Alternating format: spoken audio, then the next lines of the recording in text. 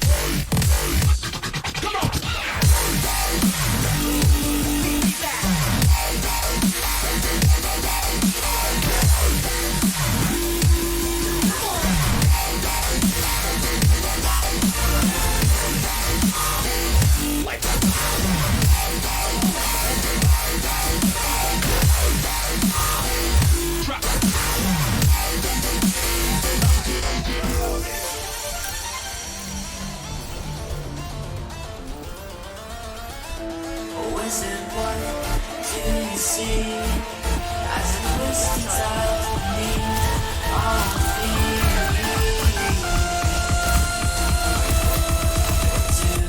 you see?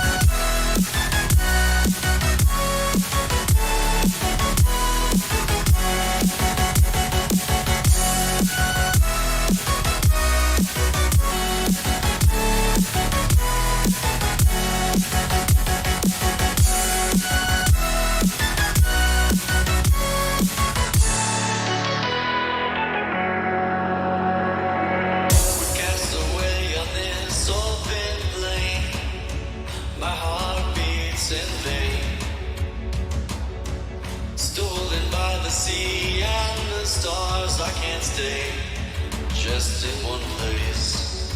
So break away from your chains now, child. Go out and be free. 'Cause there's no coming home now. I'm just here to be me.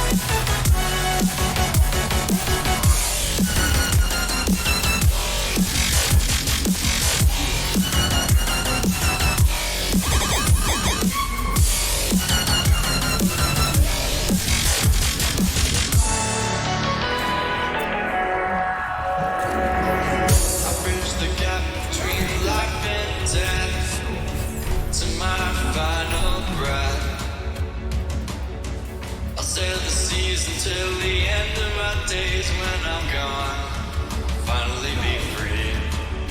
So break away from your chains now, child. Go out and be free. 'Cause there's no coming home now. I'm just here to be me.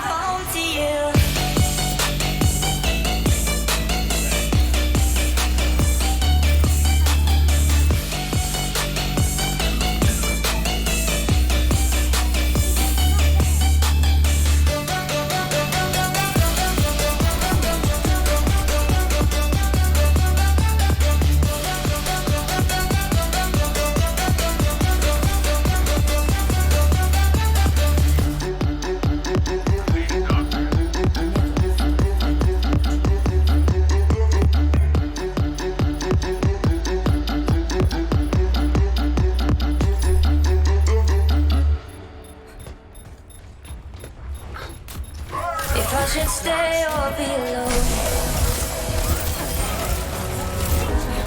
Won't you make up your mind? Cause I'm getting tired of overthinking every move you make. And I can help you decide who you're loving now. And how I'm not right there somehow. My intuition says to give you up, but my heart can't easily let you go. I try to tell myself this isn't love, but I hate that I never really know if I should stay or be alone.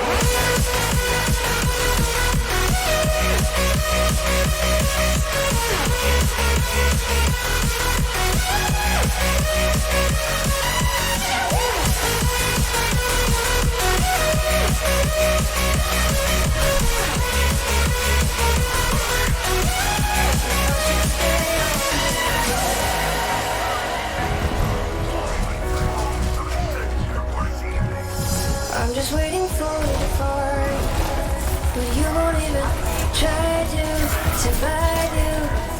You'd rather keep it all inside, and I can help you decide who you're loving now, and how I'm not quite there somehow. My intuition says to give you up, but my heart can't easily let you go. I try to tell myself this isn't love, but I hate that I never really know if I should stay or be alone. If I should stay or be alone. If I should stay or be alone. I don't wanna be alone tonight. I'm just hoping that you'll be just right. And I hate that I never really know if I should stay or be alone.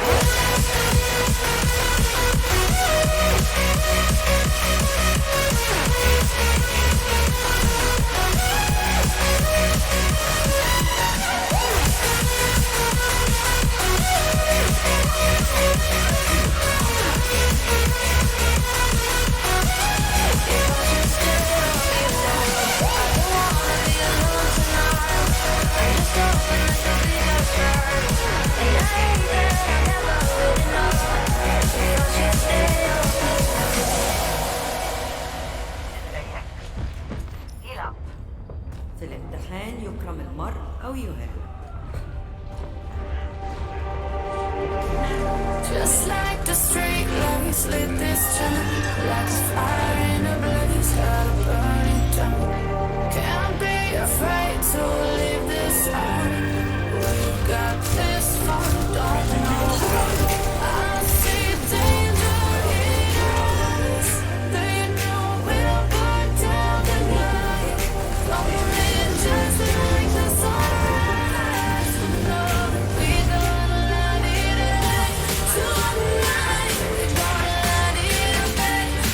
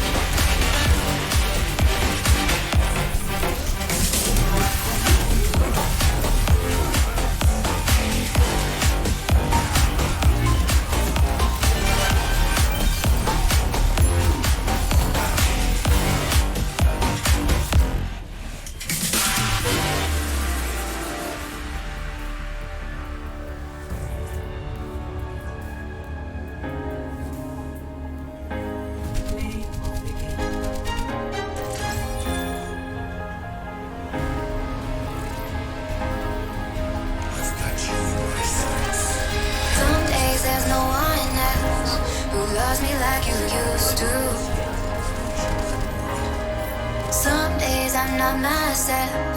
There's no one I can turn to. And I know all the feelings that we shared are in the past. And I know your relationships are never meant to last.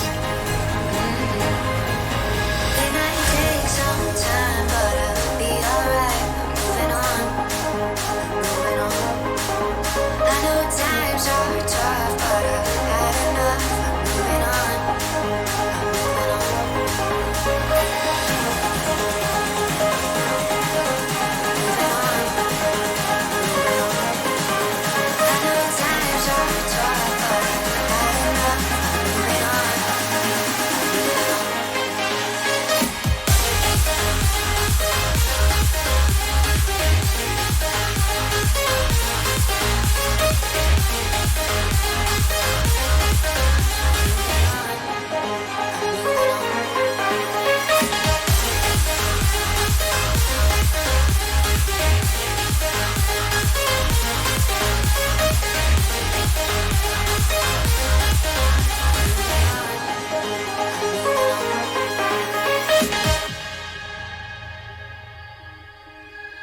Some days there's no one else who loves me like you used to. Some days I'm not myself. There's no one I can turn to. And I know all the feelings that we shared are in the past. And I know your relationships are never meant to last. It might take some time, but I'll be alright. I'm moving on, I'm moving on. I know times are tough, but I've had enough. I'm moving on, I'm moving on.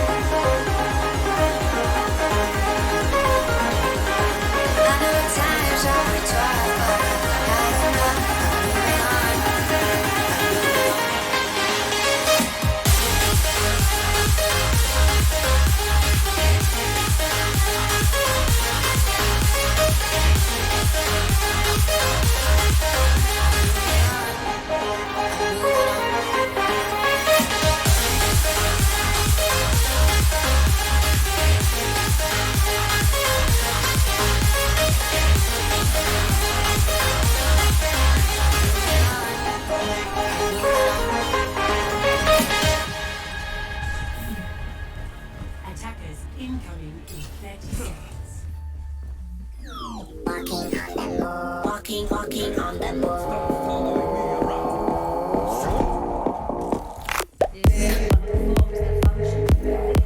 One moment to escape.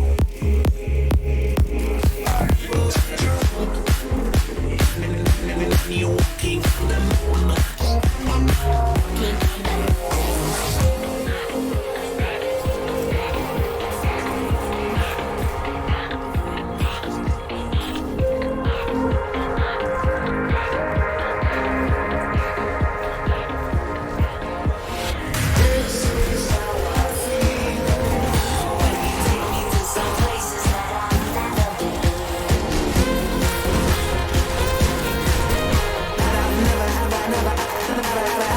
I've never been there.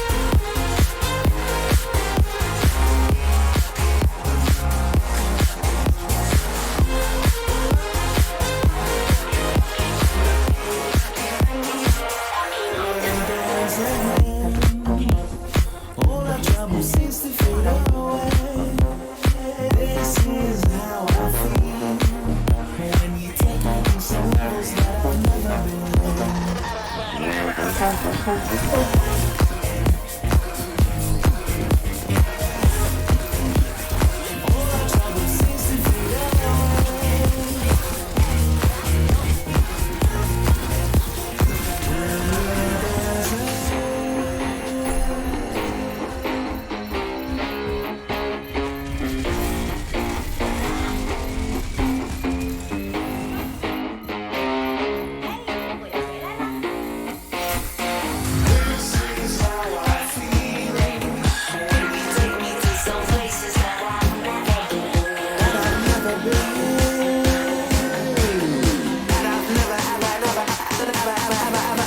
Something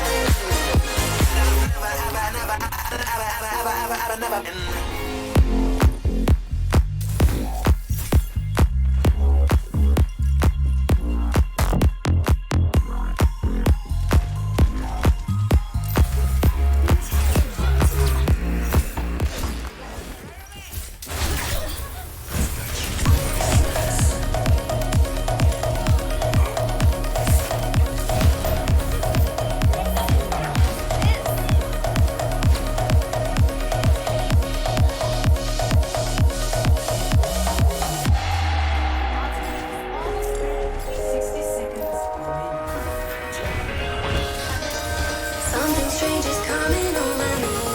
Lately I can't sleep. And I can tell if my life is a dream or reality. Feeling all kind of strange emotions. I don't know what is happening. Suddenly becoming frozen. It sometimes dazzling me.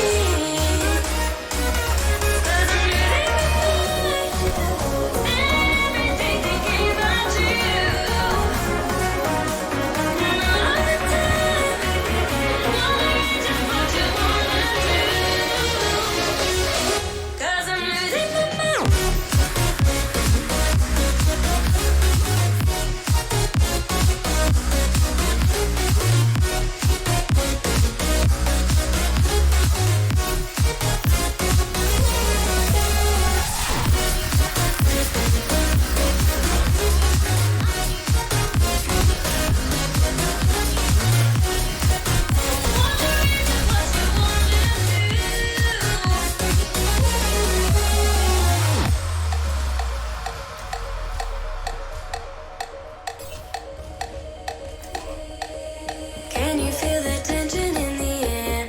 I can't help but stare. And I would love for you to hold me near. Let's just disappear. And I don't know where you come from, but I know I'd like to see where it is that you are going. Take a chance and come with me, with me. 'Cause I'm losing my mind. Every day thinking about you.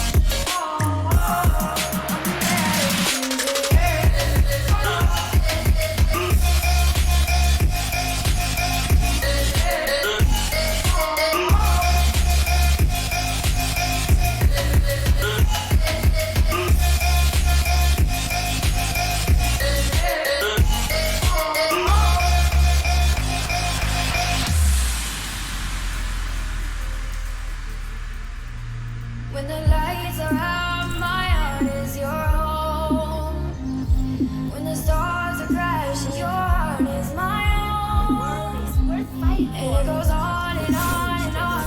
Love goes on and on and on. Oh yeah, oh my darling, would you take me away? Take me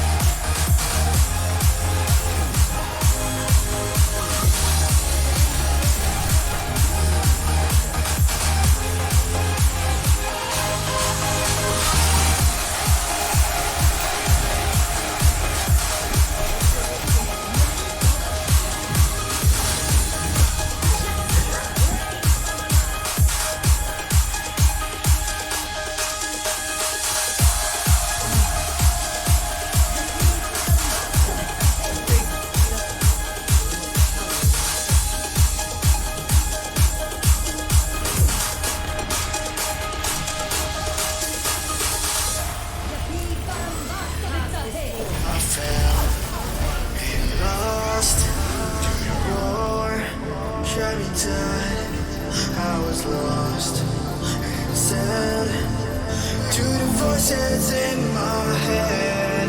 Gotta get up again. Gotta get up to another day. And I give it up again. Gotta get up. Gotta get up. Gotta get up again. I gotta get up to another day. And I give it up again. Gotta get up. Gotta get up. Gotta get up again.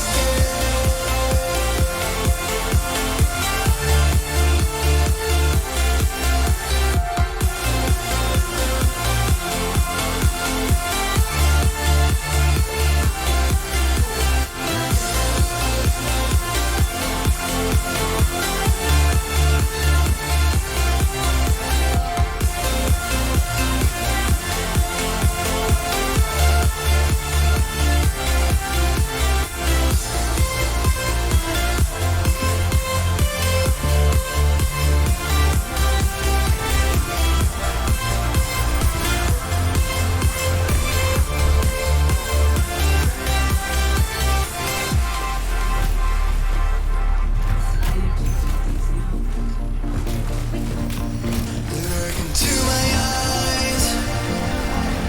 My heart beats like a drum. Listen to my lies. Love is far to come. Your love is flying at the speed of light, kissing every city lights. Cross me in this moment, time light just goes on. Running at the speed of light, kissing every city lights. Cross me in this moment, time light just goes on. Gotta get up again. I gotta get up to another day. I gotta give it up again.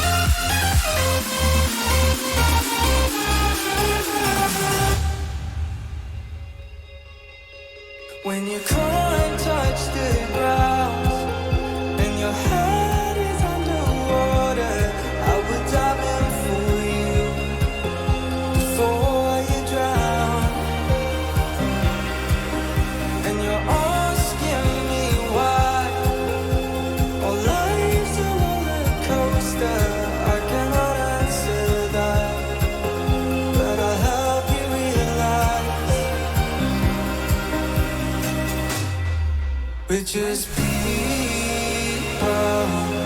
We're just people. Sometimes it's hard, sometimes we get it wrong.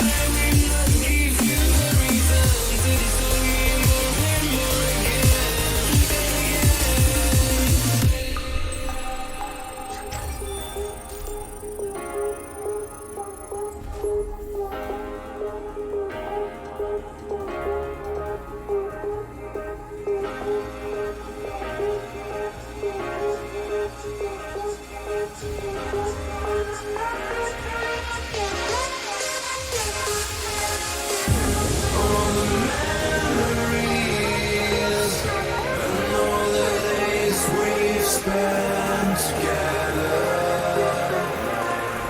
You feel it's over soon. Too many risks to take. Just let us see what we'll be finding.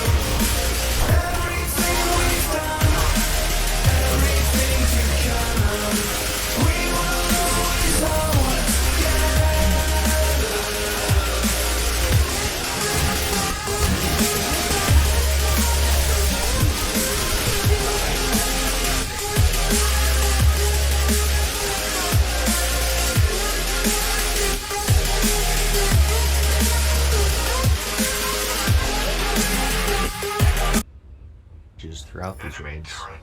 Running the Molten Core with 1.12 talents would certainly make things easier, although I think now that everyone has had 14 years of experience, add-ons, and full video raid guides, talents are going to be the least of your concerns in terms of difficulty. But if not for the sake of difficulty, just for the sake of accuracy, depending on how looking forward to patches, like, oh my god, the Survival Hunter talent got changed. So stuff like this definitely has more importance to me, and I think if they maybe had 6 stages, possibly 8, they'd have more freedom to fit in the smaller details, such as talents and itemization. So, all this being said, the demo is classic World of Warcraft as I remember it. Weapon skills, old talents, the old world, spell ranks, hunter ammo, old graphics, and most importantly, the community. I was playing for a grand total of 1 hour, and I already made a friend who I quested with for a bit, and just shot the breeze with. And this is what I'm talking about. Now, I do love the current game as well. I play it every day, but it's such a night and day experience to go from current to classic and see the difference between the communities. Having mob sharing, easy leveling, shared pickups, easy quests, dungeon finder, and so on is convenient, but it removes the need to interact with people. Other players are seen as mere obstacles to overcome, and it feels so far from a social experience. Even in the demo, random people who I don't know walk up to me and conjure me up some food, throw me some buffs, lend a hand if I get in trouble and aggro too much, and group up to finish quests faster. Aside from the latter, these acts of kindness don't give an experience or loot. They don't need incentives to be good to their fellow players because they know that, hey, it's tough and we're all here to help each other out. I timed it. These are all things that happened to me within 3 hours of leveling.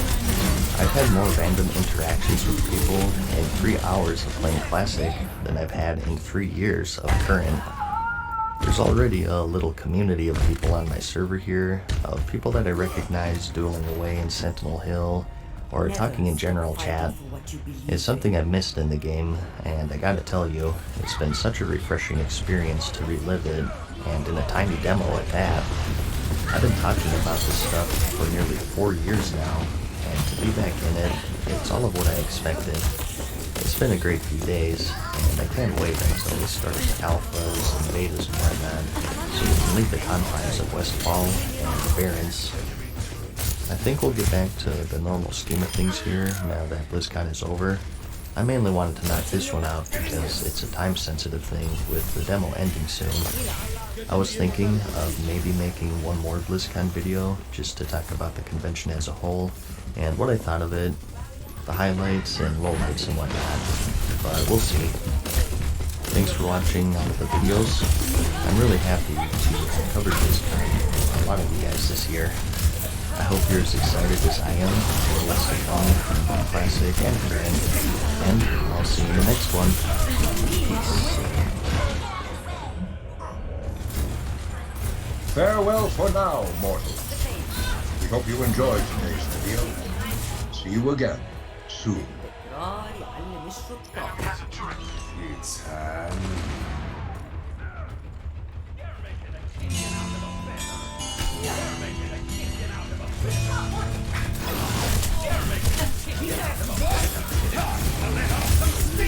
Hey guys, what's up? Mad Season here, back with another video for you.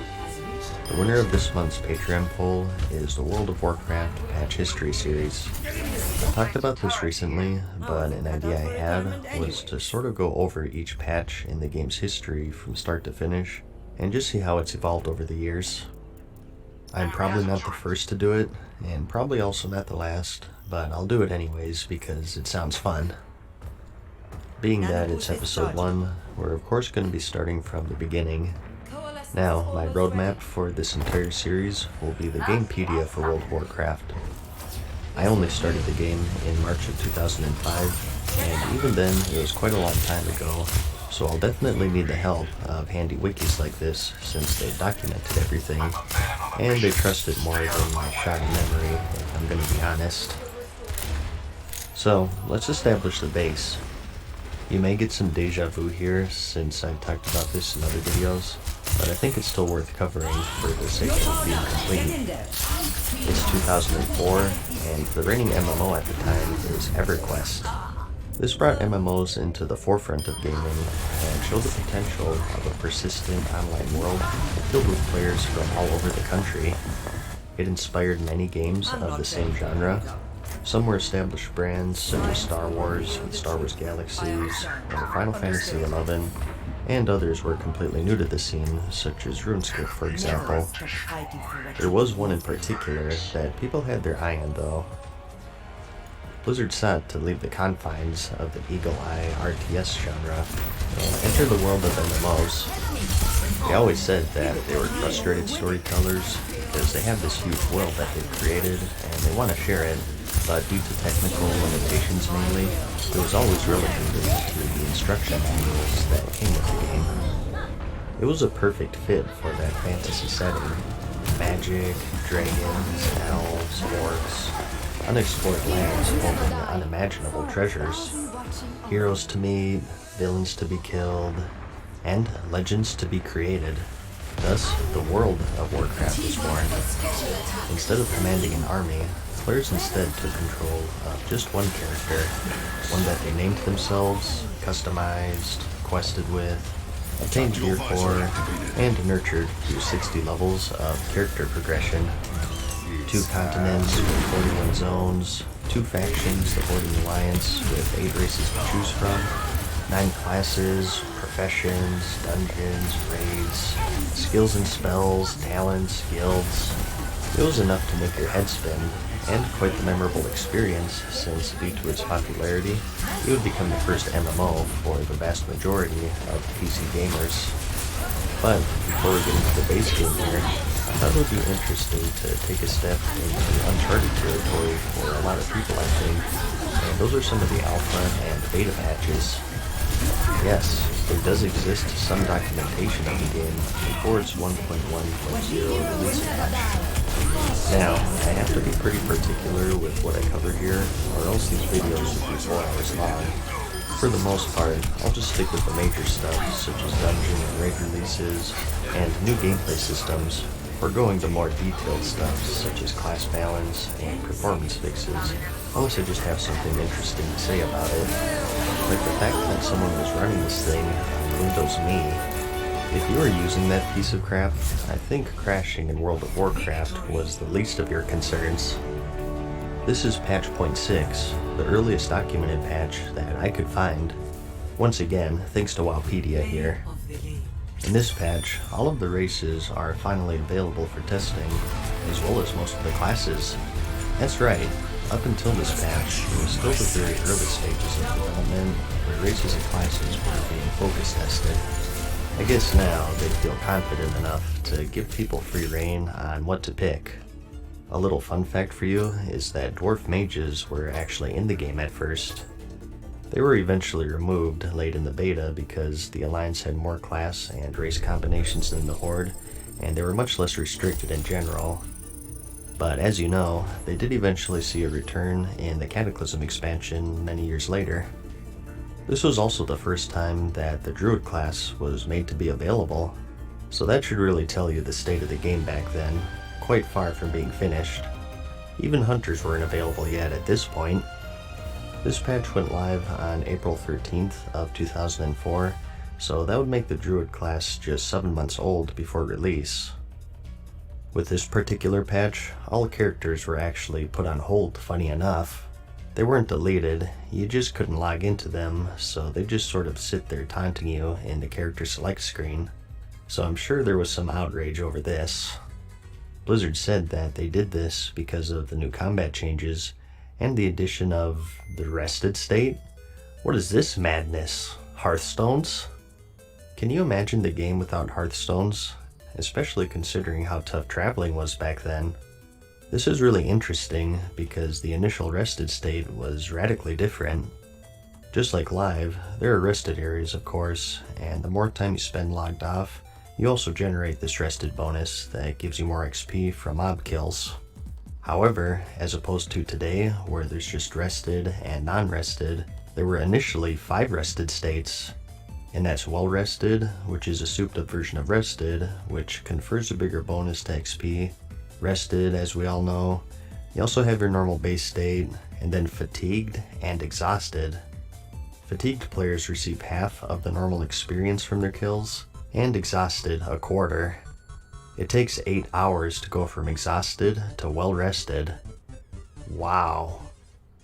As you guys know, if you watched any of my classic videos, leveling back in vanilla was insane compared to today. It could take people months just to get to 60, and without good knowledge of the game and all of its zones and quests, most people had to grind at certain level ranges because they didn't know where all the hubs were in this massive world. Mobs were harder in general, traveling was excruciating with mounts at levels 40 at 60, even being too expensive for most players, and I'll stop myself there. Suffice to say, it was quite the accomplishment to even make it to 60 for a lot of people. So to see this rested system, you can just imagine how worse it could have been. Thought that it took a long time to level? Well, how about taking 4 times as long? How do you like that? Well, to be fair, the level cap during this patch was 35, although I can't find any concrete proof of that. Still though, that's pretty hardcore. It's really interesting actually, because World of Warcraft was designed to be the casual-friendly MMO at the time. As I mentioned, EverQuest was the reigning champion to take down, and something that was commonplace with every MMO during this time were harsh penalties to death. You had XP loss, gear loss, permanent character death. It was crazy. World of Warcraft wanted to break the mold by making a game where if you died, you didn't feel like you just got punched in the stomach and go cry for a week. But still, it looks like they were a bit apprehensive on making it too casual friendly. If they don't have those extreme setbacks from deaths, they at least want something to slow the players down and keep the leveling time consuming. Something to stop people from leveling, and to maybe level a trade skill or something in town for a bit, or hang out in a tavern with other exhausted adventurers and swap war stories. It's actually a really interesting design, and what a huge effect it would have had on the game.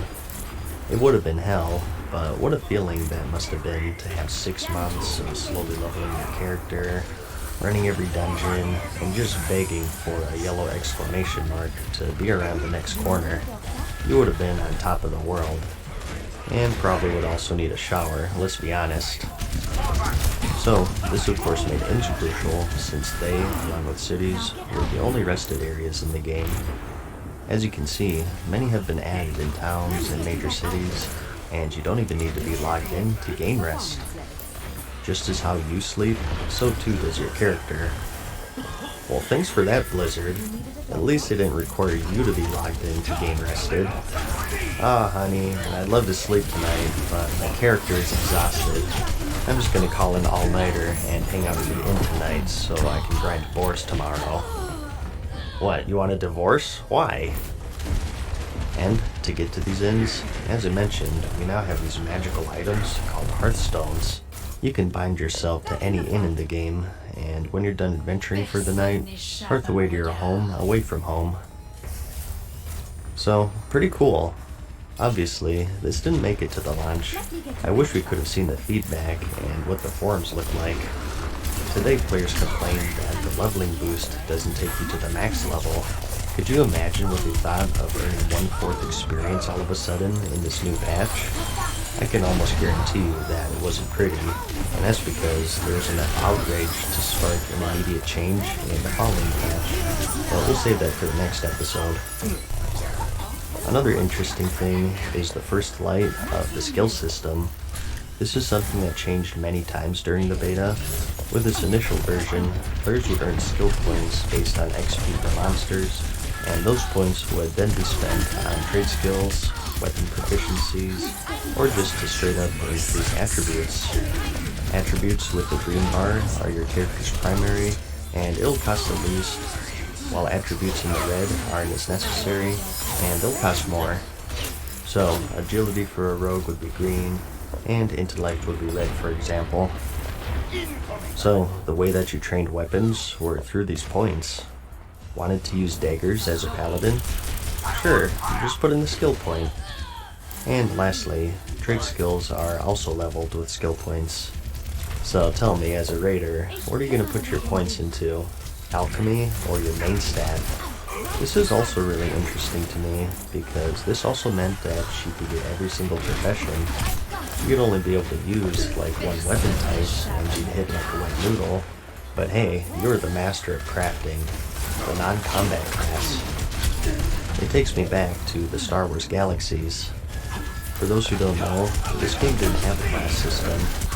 Every created character was the same blank slate, aside from racials and the starting profession that you could unlearn, and you had a choice out of many different professions. Some were combat-oriented, such as a rifleman, or maybe a one-handed wielding fencer, but you also had your fair share of non-combat professions. You had one that solely made weapons, and another one that made armor, and one that made buildings, a dancing profession where you just buff people, or heck, a politician, which was for managing player-made cities.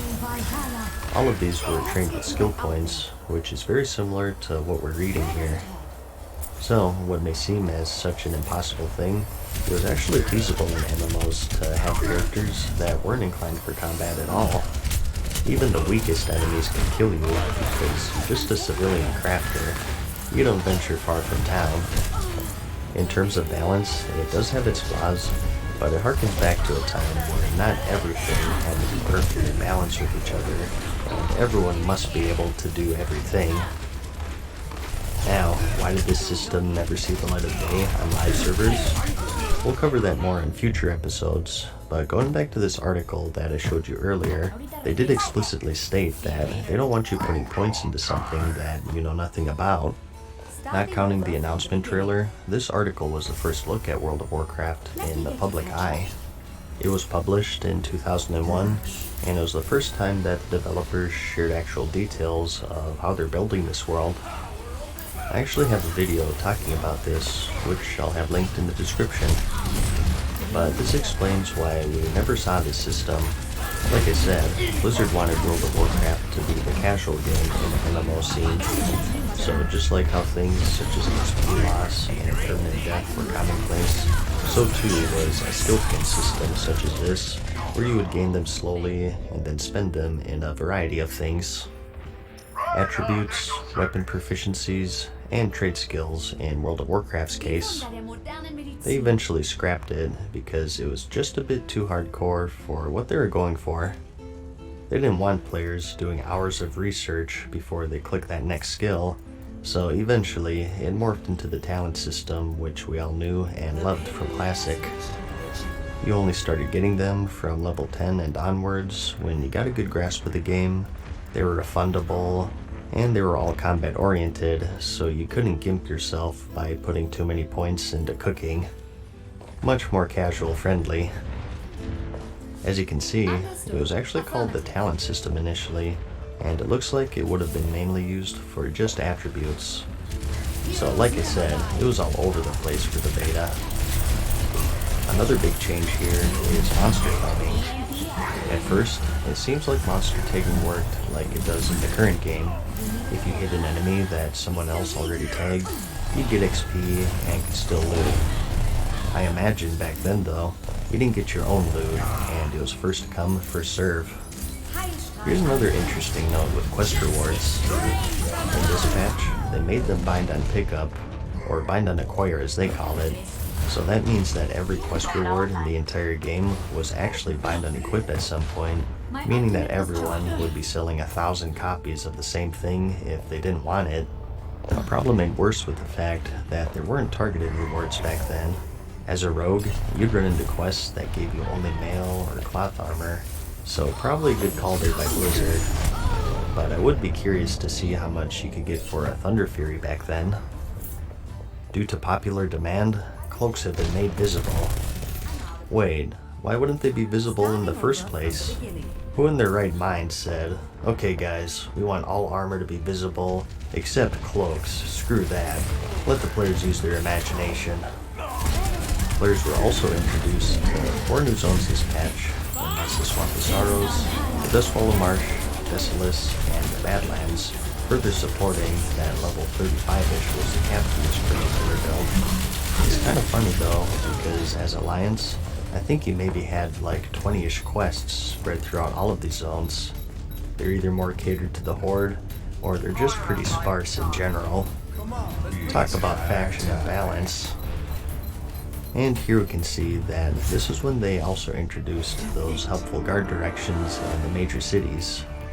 Can you imagine as a new player trying to find the enchanting shop in Stormwind without any help? Is it this building?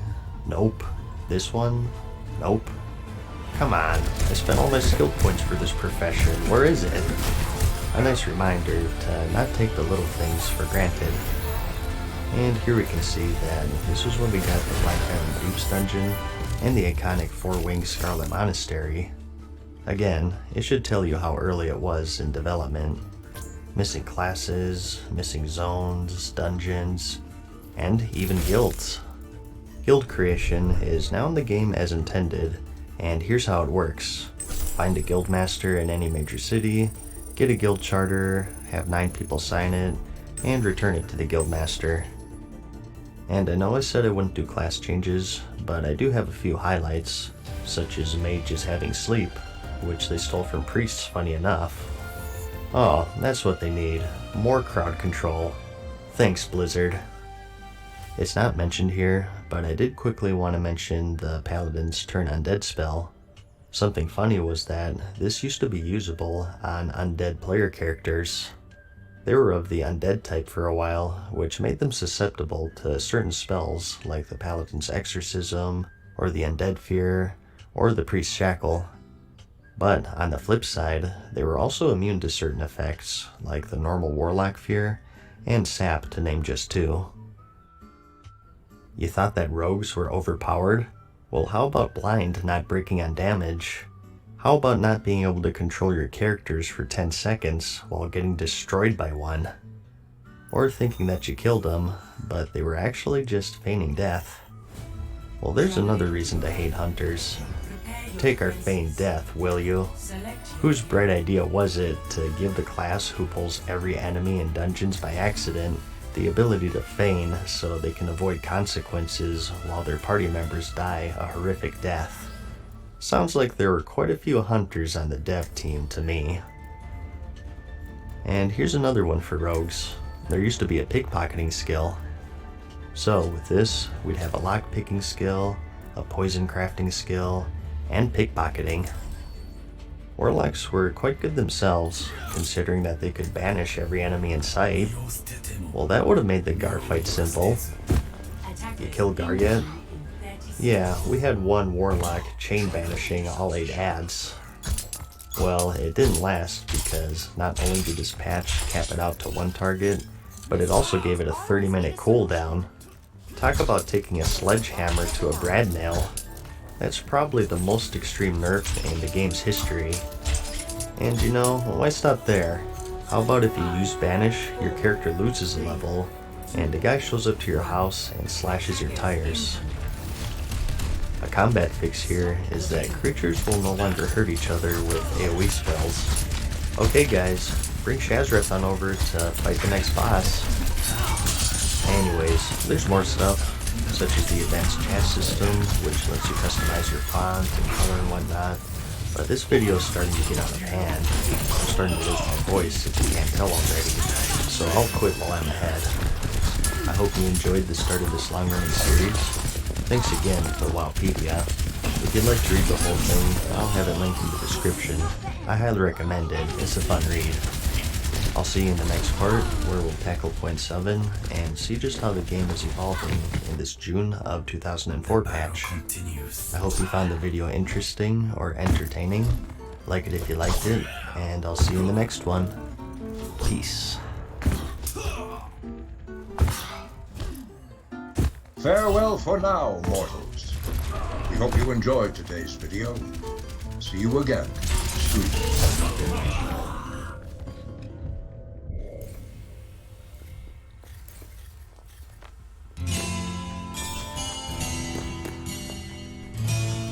Let us hope for a different outcome. Hey guys, what's up? Mad Season here, back with another video for you. Everyone is sort of on the edge of their seat with Classic World of Warcraft, just waiting and waiting for more news and trying to figure out what they want to do. Will you raid, maybe focus on PvP instead, gold banking, or just a bit of everything? Well, in this video, I wanted to talk about my plans, both in-game and out-of-game, regarding Classic, since I do get asked about it every now and then. What'll be my main, will I make a guild, PvE or PvP, and so on. Let's start with the obvious one first, and that's what class? Unfortunately, it's probably the hardest question for me right now. I seriously have been thinking about it ever since the announcement back in BlizzCon 2017, and I bounced around pretty much every single one. I'll be super locked into one class, but then I think about it a bit more, or I watch some gameplay on YouTube, and I think, maybe this one would be more fun. I think eventually I'm just gonna level everything. That'll probably take like a year, but considering that it won't get updated for expansions as far as we know, I'll have plenty of time. Right now though, my top 3 picks in no particular order are the Combat Rogue, which was my main in the original vanilla, the Retribution Paladin, and either Arms or Fury Warrior. Combat Rogue is really tempting because they're so good in PvP, and they can still hold their own in PvP. I think Assassination or Subtlety was the go-to for PvP back then, but Combat still did pretty well as I remember. Plus, it's the class that I know, having played it for so long, which is definitely a nice bonus. Arms Warrior, on the other hand, is super appealing for PvP for me. I've always liked watching old PvP videos of the rank 14s just destroying people with lucky sword procs. I don't know, I just always liked the class back then. It seemed to me that the warrior was one of the easiest to learn, but also one of the hardest to truly master with stance dancing and knowing when to throw on a sword and board and whatnot. I mean, you can probably tell that I have a thing for warriors, considering I've been using their transmog ever since it was released in the Cataclysm. People ask me all the time, what's up with your weird transmog? Well, the answer is that it's the best in Slottish set for DPS warriors, for the Blackwing Lair and early AQ40, so definitely a big contender for my first character. It's also what I played most in the official demo. Retribution is also very appealing, honestly because I watched some PvP videos. They just look like so much fun in PvP, but the only thing I'd be afraid of is finding a guild that would allow me to get the gear to get to that level. As far as I recall, there were no Retribution paladins in raiding really, so how receptive will people be to one outrolling or outbidding warriors on DPS play? That could be kind of iffy. So these three are my top choices so far. Something fun that I do, I guess, is I have you guys vote on what I'll play. At the end of the day, I'm gonna play what I want, but this could be fun to see what you guys are thinking. As for faction, obviously I'm thinking Alliance here since I mentioned Paladins. Come on, you guys know me. I'm Alliance at heart, and always will be. I will eventually make a Horde though, I guess, if I want a level 1 of each class. As for the question of will I make a guild, honestly, I highly doubt it. I know that's going to disappoint a lot of people, but you guys got to realize how much work it is to run a guild, especially during vanilla. Coordinating 40 people, probably having a website, applications, putting together events, and with the old loot system, possibly tons of drama to deal with. At the end of the day, I don't do YouTube as a job, so free time is already pretty limited, and I still plan on playing current as well, so juggling current, classic, work, 2 YouTube channels, and just my personal life in general, and managing the guild on top of that is a little too much for me. Plus, I've always been more of a follower. I'm no good at leading stuff, so I think I'll just be joining the raiding guild. I'm not sure which guild yet. I haven't really given it much thought, to be honest. If there's maybe a big raiding guild that will take me in, that might be the route to go down. I was thinking of looking for a pretty competitive one, like even trying to be a scepter bearer possibly, but again, it just comes down to the time thing, so I'm not sure. I guess we'll see how things are when it actually launches in the summer. So, as for the question of PvP or PvP, that's still up in the air if I go down that route. It just depends on what I decide to do guild-wise and what server I join. So, no guild for me, guys. Sorry. I'm one to never say never. I could change my mind, but right now, it's not likely. As for my endgame activities, I'm part of that crowd that wants to do a little bit of everything. I want to PvP quite a bit, although I won't be doing the rank 14 grind if that's in. I want to raid definitely, dungeons of course, some gold making. The only thing I won't be doing is RPing since I was never into that. On that note, I have a question for you. We all know about Moonguard and their Goldshire and Current, right? Well, obviously, there has to be a one for Classic as well. The question is, what server will be the lucky winner, I wonder? It's like Russian roulette, except instead of a 1/6 chance of dying, it'll be a 1/6 chance of mental trauma. As far as the YouTube channel is concerned, I have big plans, of course. Over the years, I've made a ton of classic videos, as you guys know, but they're mainly just for entertainment. You've heard me always say that this video is for entertainment, or something along those lines. Like, I've talked about the Onyxia chain before, but now I want to make a step-by-step guide for each part of the quest. This NPC is at coordinates X, the next one is coordinates Y, here's the best way to get there, here's how to get to this dungeon, and so on. I have so many ideas floating around in my head, like leveling guides, professional leveling guides, gold making. My goal is to make the channel a video database for everything in the game, and make helpful guides that people can use if they're having trouble. Classic has a lot of things that aren't self-explanatory by any means, so I think that would be a route that I'd like to go down.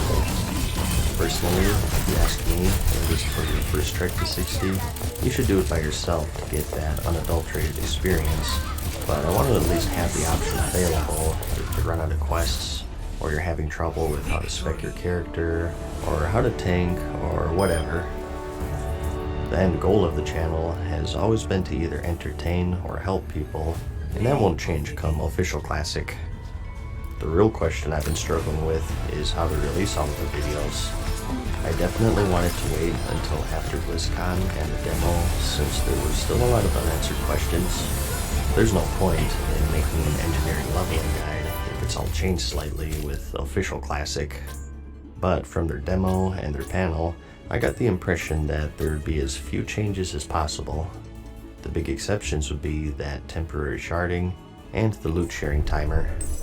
But other than that, I think it's fair at this point to expect the rest of the game to be pretty close, since they confirmed that they're using the 1.12 data. So I could start making guides right now if I wanted to, staying more on the casual side of things still though. Like for example, I think endgame class guides might be a little early since we haven't entered an alpha or beta yet. Who knows, there might be some difference somewhere that changes your rotation slightly for whatever reason. On the other hand though, I think something like a class leveling guide is much more casual, and I don't see that being too different than what I remember from official Classic. I'd definitely be more open to making something like that, as opposed to a combat rogue rotation guide that becomes useless because the energy ticks are different with the current source code or whatever. I could also do a race picking guide. I don't imagine that the racials will change at all. I don't think that they would change the Onyxia attunement, so stuff like that I could get away with making now without too much worry. I do want to be mindful of keeping some sort of balance though. Like I said, I'm still going to be playing both current and classic, and I'm going to try my best to release videos for both. Certainly, when classic first comes out, there'll be a big imbalance towards that video-wise. Hopefully, I can even it out pretty quickly though, and cover what I want to cover. At the end of the day, my goal is to try and make everyone happy. Sorry if things get a little crazy here with classic videos, but I think in the end, the best route to go down is what I think I'd enjoy the most.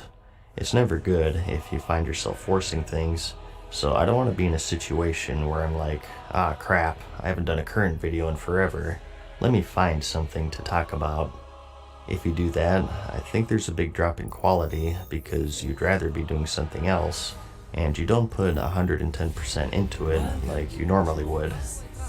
And the other way around too. If it's true classic, obviously there'll be an eventual end of things to talk about, or at least a slowdown, at which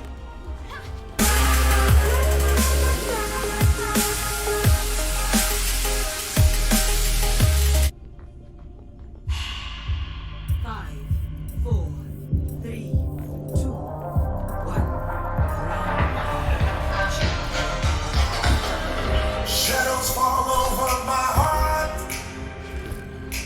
I black out the moon. I wait for you to come around. You got me dancing in the dark. I can close my eyes, but I won't sleep tonight. Baby, you should come with me.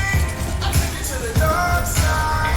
Me and you with me, bad things in the nighttime. Baby, you should come with me. And when you kill a life, it's a life for the black guy. Black guy, it's a life for the black guy. Black guy, black bird, black moon, black sky, black light, black everything black. Black heart, black keys, black diamonds, black out, black everything.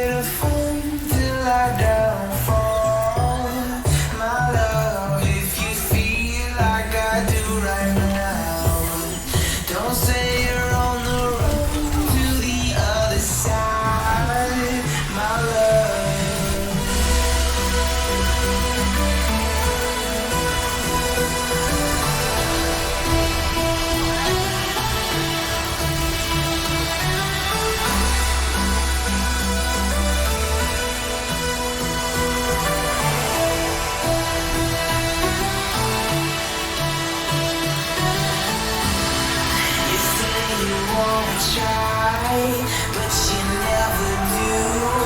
Sugar, there's a reason why we lose. You say you wanna cry, but you never do.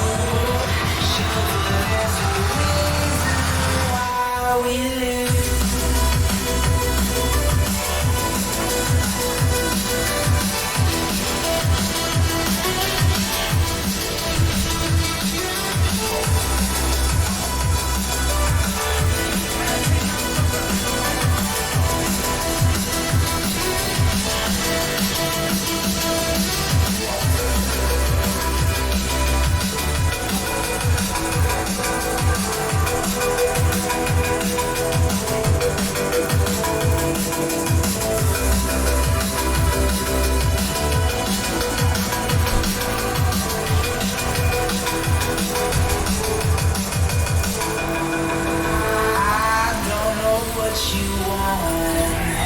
Let's have a bit of fun till I downfall.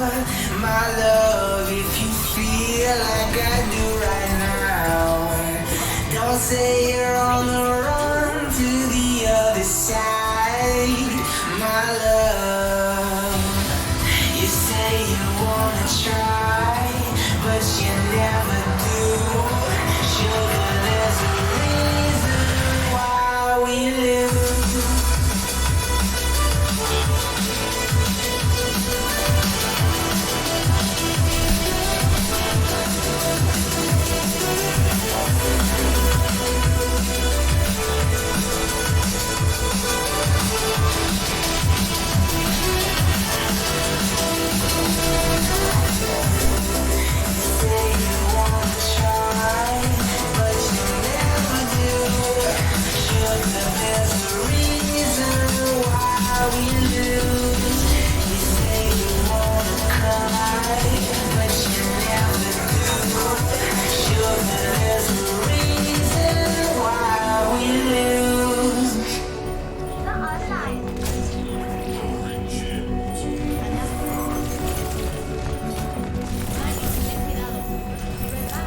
You paint a picture in my mind. You wanna leave it all behind. In a world that's turning all the time, nothing could stop me longing for your eyes. I won't let it die. I can feel you when you're not around. When it's cold,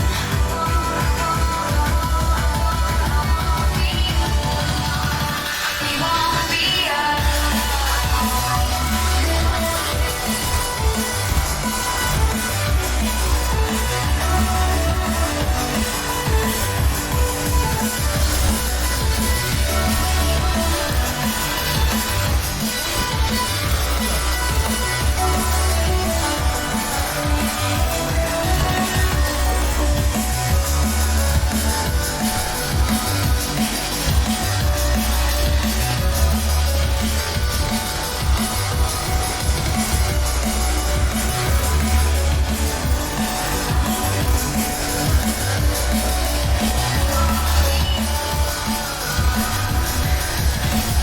This lake of fire burns my skin.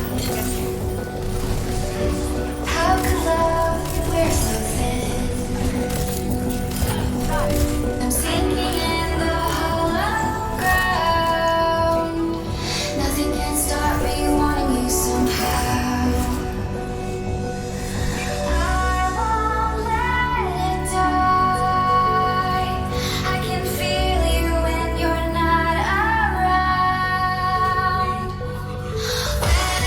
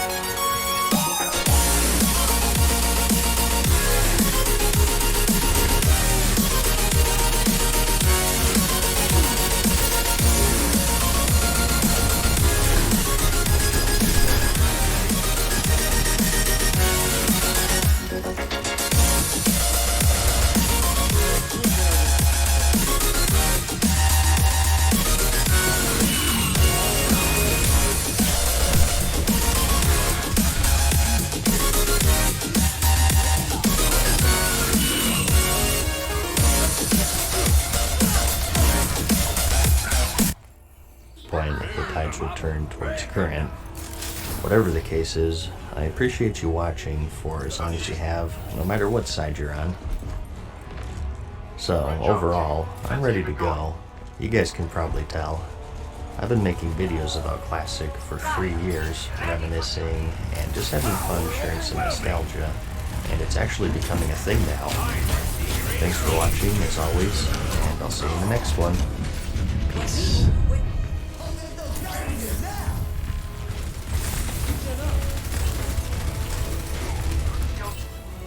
Farewell for now, mortals.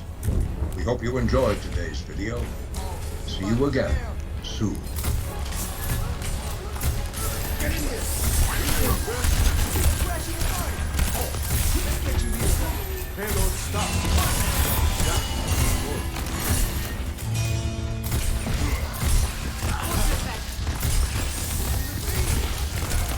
Hey guys, what's up? Mad Season here, back with another video for you. I'm sure a lot of you are still working out on what class that you're wanting to play for Classic, and of course, what race is always the next question. So I've been wanting to go over all 8 races in the game, the racials, and how they affect each class. Today, everything's pretty balanced, and it's more based on aesthetics and personal preference. But in Classic, the racials were much more impactful in general, I'd say, and it can have big implications for your gameplay in both PvP and PvE. At the end of the day, you should pick what you want. Some people like to go for looks or role-playing, and some people like to optimize things. This video is mainly for the latter. I think it'll still be useful to the more casual audience though, and shed some light on some of the more powerful combinations, especially if you miss vanilla and you're coming from the current crowd. So I'm not necessarily telling you what to pick. The main goal here is to arm you with the information for you to make that decision yourself. The way I'll split this up is class by class and give you my top picks for both PvE and PvP. Since I want to be pretty thorough here, I'll just do alliance for this video, and I'll save Horde for the next part. Each race does have specific starting stats, which do have a minor impact. Here's a table showing all of them, courtesy of the Vanilla World of Warcraft wiki. I'll have a link to that in the description. In the grand scheme of things, these aren't as impactful as the racials in my opinion. Like trolls have a higher agility than undead, but is 4 points really worth knocking in the negative gear effects like an Onyxia or Magmadar and have that DPS uptime? I'll take these stats into consideration still, they just aren't that important to me because I put a high value in utility. So first, let's just take a broad look at all of the racials one by one to get a better understanding. You're going to see humans at the top of a lot of these lists, simply because they have really good racials for pretty much every class. We have Diplomacy, which is insanely good, especially for vanilla. 10% increased reputation gain. You want to be a Scepter Bearer? Go Human. You want your Eternal Quintessence sooner? Go Human. Classic World of Warcraft has a good amount of reputation grind to do. The Argent Dawn, the Winter Saber Trainers, the PvP factions, although they're not out at release, and more. They're all very time consuming, and 10% can save you days and even weeks of farming. It makes this a very powerful racial, even through just raw numbers. Now, like I said, the PvP gear won't be out at launch, so this might vary depending on when you're watching this video, but these factions can give you some pretty good gear. And the faster you get it, the bigger impact it'll have on your damage, healing, or tanking. The only downside I can say really is that assuming that Classic never gets updated, it'll eventually be a dead racial once you're exalted with everything. We also have the Human Spirit, which is a 5% increase in spirit. Pretty self-explanatory here. It makes them regenerate health and mana more quickly. Mainly useful for priests on the Alliance side though. Not really for everyone else, as I'll explain in a bit. Gnomes are generally the better casters, if you like to optimize things. We also have Perception, which is increased stealth protection for 20 seconds. Obviously, PvP-oriented ability here. Very useful across the board, but some classes get a little more benefit from it than others, as I'll explain later. And lastly, we have one of the best in the game for PvP, as their sword and specialization.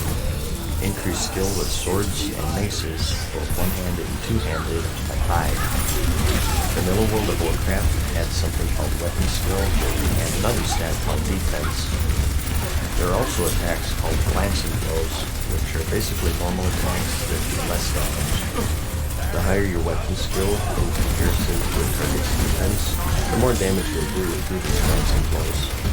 That alone is a very noticeable difference, but it also affects your chance to hit a crit.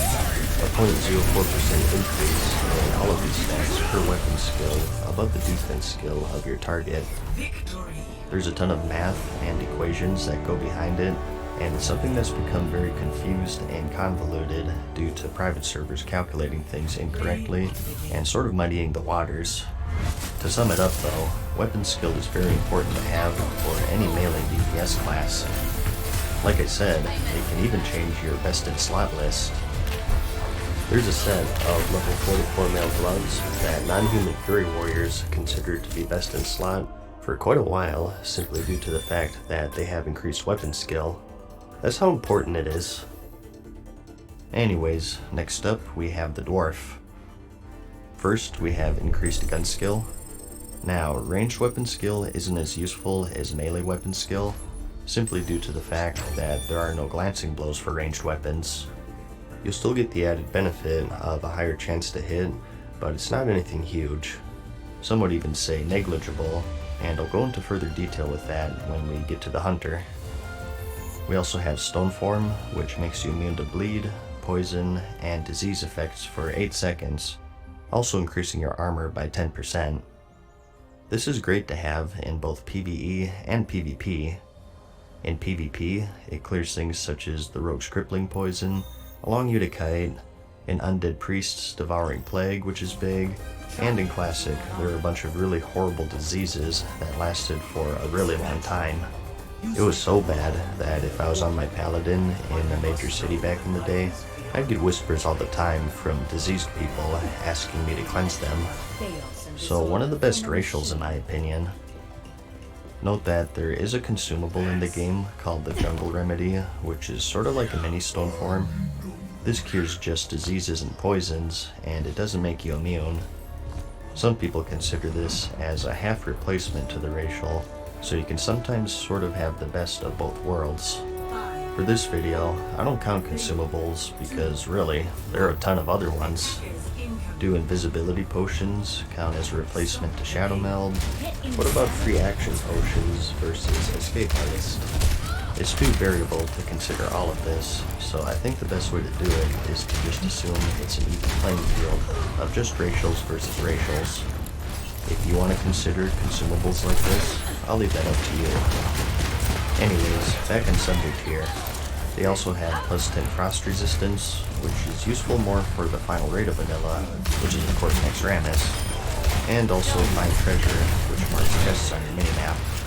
Kind of handy for gold making, but one thing that sucked about it is that you could only track one resource at a time, meaning that you'd have to choose between this or find herbs or mineral veins if you had herbalism or mining.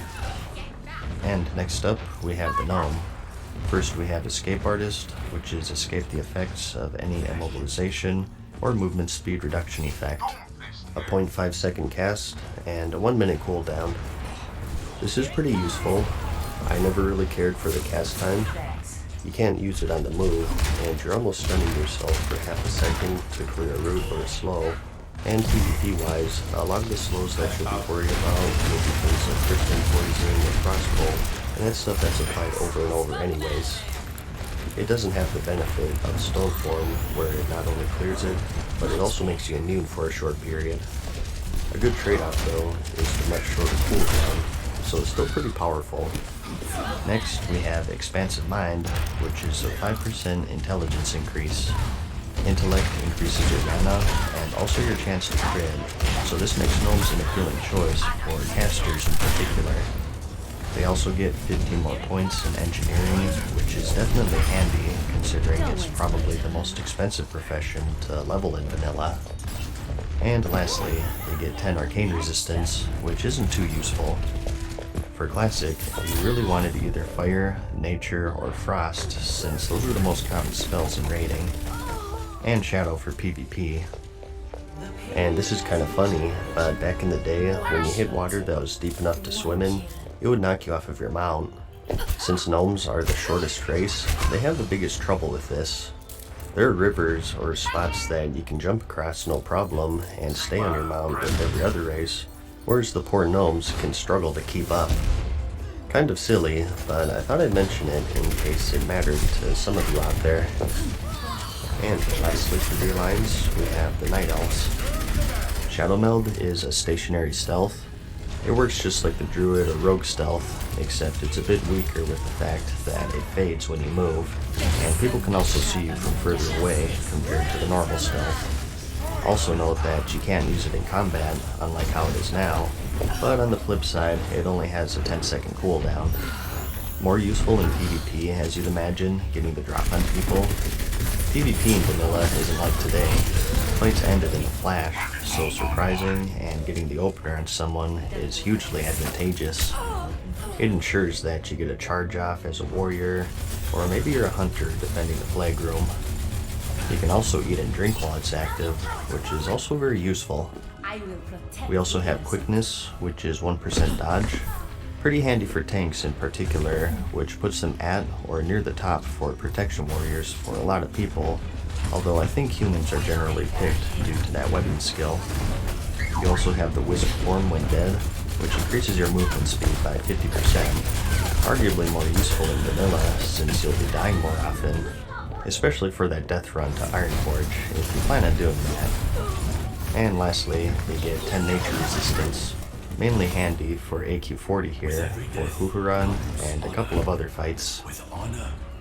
So those are all of the racials. By now, you might have a basic idea of where these really shine for what classes, but let's go over them one by one, starting with the Rogue. Talking swords here, humans obviously for that weapon skill, but honestly, it's not as powerful as it could be for the Rogue. And that's because of their weapon expertise talent, which increases your skill with swords, fists, and daggers by 5 with 2 points. You do still get benefit, but there are some diminishing returns at higher weapon skill levels.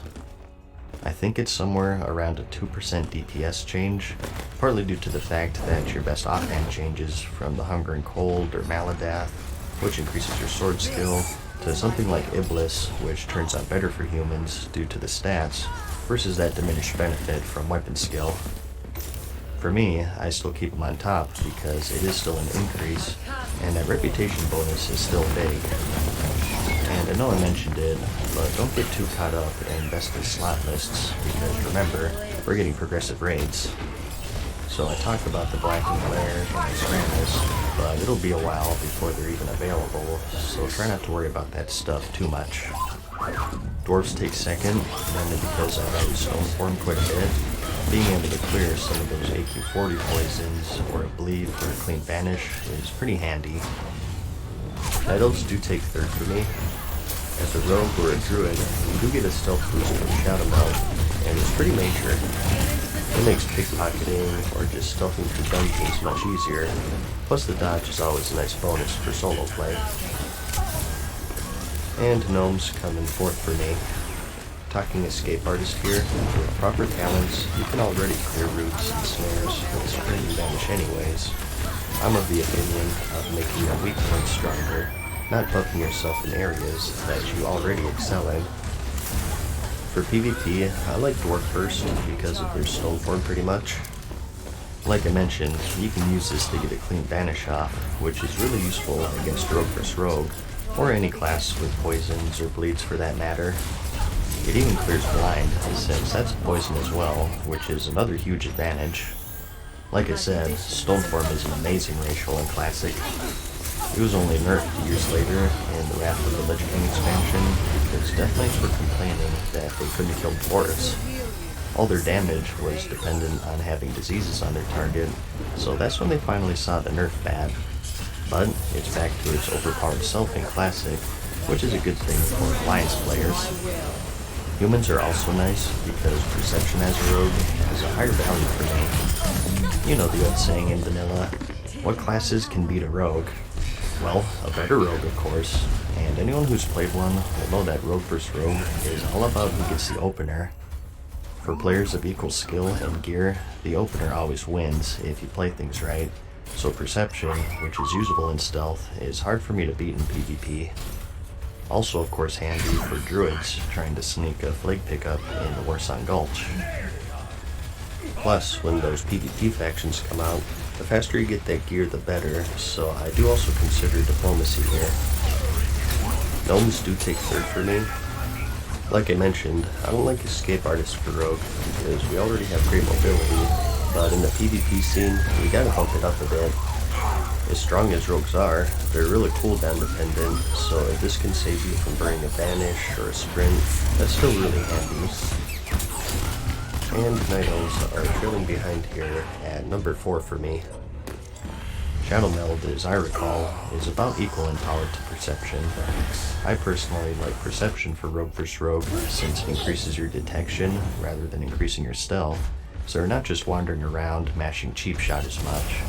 But on the flip side, Shadow Meld does have the advantage of being useful against everything else, such as Warlocks and their invisibility detection. They're good, I just like the aberrations more for PvP. And as for daggers, humans do get bumped down a bit since they no longer get that benefit from weapon skill. I imagine if you want to optimize things PvE wise, you're gonna be combat swords, but I just thought I'd mention it to be thorough. Next up, we have the Warrior. Here are my lists, whether you're two-handed or dual-wielding. Like I said, you'll see Human at the number 1 spot for a lot of classes, since that weapon skill is so good. Even more so for Warriors, since they don't have any talents that increase it. And the rest is basically the same reasons for Rogue and PvE. I have Dwarves at number 2, because Stoneform is so good. And I do have Gnomes above Night Elves, because I think Escape Artist is a little more valuable as a warrior, since they don't have as many mobility tools as a rogue. It could help for some fights. And on the PvP side of things, once again, I like Dwarves the most for that Stoneform, so you can kite rogues, and get a free intercept basically, since you can go immune to crippling poison. Keep Devouring Plague off you, since Shadow Priests are probably one of the best 1 vs. 1 classes in the entire game, and so on. Gnomes take second for me. Being able to clear a Frost Nova or a Windcliff route is nice as a warrior, so really, either of those are great choices I think. Third place is a tough choice for me, but I go with Human personally. I like popping rogues out of stealth I guess, so I like Perception over Shadow Meld here. But I think what puts it over the edge for me is that reputation bonus. There's some good play from both Arathi Basin and the Warsong Gulch reputations, which is sort of an indirect buff since you'll get it sooner as a human. For tanking, you have a few choices here. I think Human is sort of due to be number 1 due to that increased weapon skill for more rage and threat generation, and considering that Thunder Fury is like the holy grail of tanking weapons, it lines up perfectly. I didn't tank back in the day, but I think warriors started to have rage generation problems as they got geared up since they weren't taking as much damage. So because of this and their other bonuses, I have them as number 1 for the Alliance. Night Elves take second place for me due to their 1% dodge, and also nature resistance, which is notable for AQ40. Dwarf is third for me. You do get 10% armor from Stoneform, plus the debuff clears and some frost resistance. It's more situational though, whereas humans and Night Elves get their bonuses in pretty much every situation. And Gnomes come in last. The only positive thing you can say really is Escape Artist, but I mean if you're tanking, you're probably going to have a Paladin in your raid, so any movement speed or root is a non-issue anyway since they have Blessing of Freedom, or just dispels in general. And the last thing you want to do while tanking is to cast something, which makes you unable to dodge or parry. So they take a distant 4th for me. Next, we have the Paladin, usually relegated to healing in the PvE scene, but I thought I'd cover DPS as well because why not? Human is a clear winner here for that weapon skill, especially for Retribution Paladins since they're so dependent on auto attacks anyways. You really can't beat that in my opinion. I say the same thing for PvP as well, and that's because the dwarf stone form isn't as vital as a paladin, I think. You can already cleanse poisons and diseases, and you have Blessing of Freedom for any movement impairing abilities. Again, I like covering weak points instead of adding to strengths, so having that perception against rogues and druids and night elves and duels is a nice bonus. For healing, your first thought is probably human for that bonus spirit, but it's not as big of a bonus as you'd think, since I think paladins got most of their mana from crits via talents. The reason why I said this is more catered to priests earlier is because, not counting mana per 5, you're locked out of regenerating mana as a caster unless you don't cast something for 5 seconds. It's called the 5-second rule, and priests get around this via the meditation talent, and they also have another one that gives them some spell damage and healing through spirit. So because of this, spirit in general is much more valuable to them. Paladins, on the other hand, don't really have any bonuses like that. The weapon skill as holy is also pretty limited if you're going to be healing, so either human or dwarf, I say, they're pretty even. Really, for healing, you should just go for the utility ratios rather than the numbers. If you want more reputation and perception, go human, and if you want stone form, go dwarf. You can also tank as a paladin, depending on your standard for the word. Like I said, warriors were the tanks in vanilla. I think the most the paladins tanked really were 5-mans, and maybe a few odd fights here and there. Like maybe the Twin Emperors due to their spell effects. Don't quote me on that one though. I'd say human once again for the weapon skill, but I'm afraid I'm not much help here. Sorry. Anyways, next up we have the mage. 2 choices here, gnome or human. The impactful ratios for the gnome are 5% intellect, which boosts your mana and crit, and also escape artist, which is just an added bonus. Whereas humans, we have spirit, which is pretty negligible for caster DPS in comparison to that bonus intellect. For PvP, I think it's another one you can go either way with without too much regret. It's basically perception versus escape artist and some intellect. It really depends on how much you fear rogues, I guess. If you want a more all-around useful racial, escape artist is the way to go. Personally, I prefer perception over escape artist in this case. But then again, you also have that bonus intellect. Like I said, for PvP, it's a tough choice. I guess I'd pick gnome if you forced me to choose though. Next, we have the hunter. For both PvE and PvP, my choice is dwarf, again for that stone form.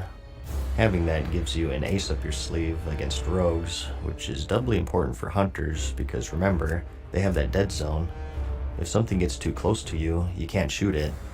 So anything to keep people at range is extremely valuable for PvP.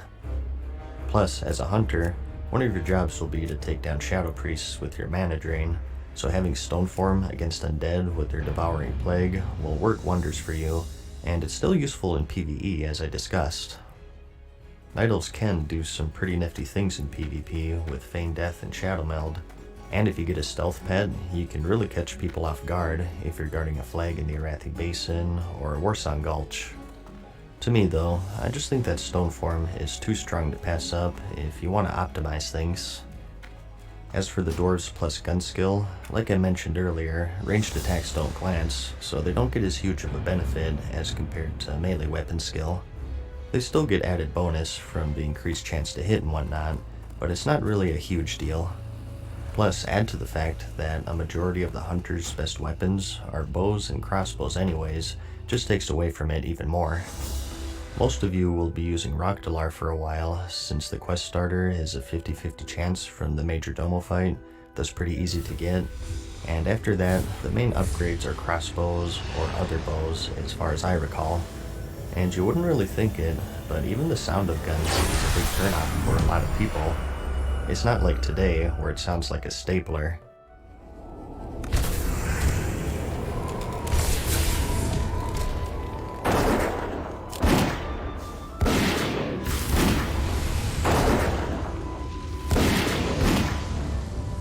It's a musket, and it can wear on some people, especially if you're raiding for a few hours. It doesn't really bug me, but I thought I'd just throw it out there for you. Night Elves do have their pluses as well.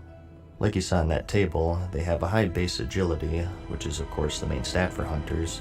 And like you said, Shadow Meld is great for PvP and getting the drop on people. Really, I think this is another one that you could go either way with without too much regret. I just like dwarves because I like Stoneform so much. Plus, they can bench more. Winding down here though, just a few more to go. Next up, we have the Warlock. Choices are Gnome and Human, just like the Mage, and it's a lot of the same reasoning. Gnome is the go-to for PvE for that 5% intellect. It dwarfs that spirit in comparison, especially considering that Warlocks generate mana through life tapping anyways, which if you have more mana, you'll even save some global cooldowns. And on the PvP side of things, you can already detect stealth as a Warlock, which lessens the value of perception in my opinion. As for Escape Artist, this gets a little more value compared to my logic with mages. Getting a fear off and clearing any hindering effects will definitely be handy. And lastly, we have the Priest. I saved this one for last because it's a bit of a special case. One of the cool RPG elements back in the day was that priests got special abilities that depended on their race, and in general, these eclipsed the normal racials for Alliance in my opinion. You have 3 choices here, Human, Dwarf, and Night Elf. Let's just go over the special abilities first. Humans get Desperate Prayer, which is an instant self-heal at a 10-minute cooldown, and with no mana cost. You also get Feedback, which is a defensive mana drain with some damage. Lasts for 15 seconds at a 3-minute cooldown. Dwarves have the same Desperate Prayer, and also Fear Ward, which makes your target immune to the next fear, with a 30-second cooldown and 10-minute duration. And Night Elves get Elune's Grace, which reduces your ranged damage taken, and gives you 10% dodge for 15 seconds with a 5-minute cooldown. And Star Shards, which is a channeled arcane damage spell. The highlight out of all of these is this spell right here. You may have even heard of how good this was, even if you never played Classic. It was so good in fact that in patch 2.3, Blizzard made it available to all races. It was way too imbalanced. Fear Ward by far is the best priest racial for the Alliance, so much so that it even used to guarantee you raid spots. It didn't matter how poorly geared or unskilled you were. If you were capable of pressing this button, come on in. This was so useful to have for both PvE and PvP. The Onyxia Fear becomes a non-issue for your tank, the Magmadar Fear, and plenty of others I'm sure I'm not thinking of. And combining that with Stoneform just makes them way too powerful in my eyes. For those wanting the absolute best mana regeneration, Human is a good choice for that 5% spirit. I talked about this during the Paladin section, but I'll say it again just in case you've been skipping through the video. Not counting mana per 5, you're locked out of regenerating mana as a caster, unless you don't cast something for 5 seconds. Priests have a talent called Meditation that gets around this, which allows for a little bit of mana regeneration even through casting, and another one that gives you spell damage and healing based on spirit. So with the 5% bonus, you do see some added benefit from Humans. Some people think that trumps Fear Ward, but personally, I'm Dwarf all the way. As for the other racials, the runner-up here is Desperate Prayer in terms of usefulness. No mana cost, which is notable, so just an all-around oh crap button to have, which is really handy. And the other ones are just little buffs that are pretty negligible in comparison. Star Shards isn't that useful because it's arcane damage. If you're a Shadow Priest, you want that shadow damage obviously. Beware. And Feedback and Elune's Grace are just kind of little buffs to throw on. Too short of durations and too long of cooldowns to really be that useful in my opinion. PvP healing, I have the same idea here. Utility over everything, although do note that Fear Ward is a magic effect and it can be dispelled, so it's not all powerful.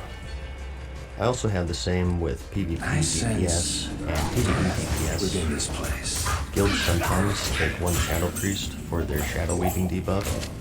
I'm a believer that this time around things will be easier since these raids have been out for 14 years, and therefore guilds will be more lax and will take some of the lesser use specs more often. So with that and Fear Ward, you'll be quite the valuable member in the guild, even if you don't do the most damage.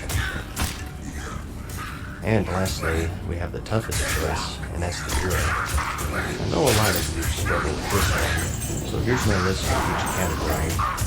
I'll leave you to guess why I made these decisions. But anyways, that's about it for the Alliance. Again, at the end of the day, you should pick what you want. If you really like Arthas and you want to be just like him, make that human paladin. Or maybe you were like me and you thought that Dwarf Hunter in the cinematic was really cool, so you'll pick him.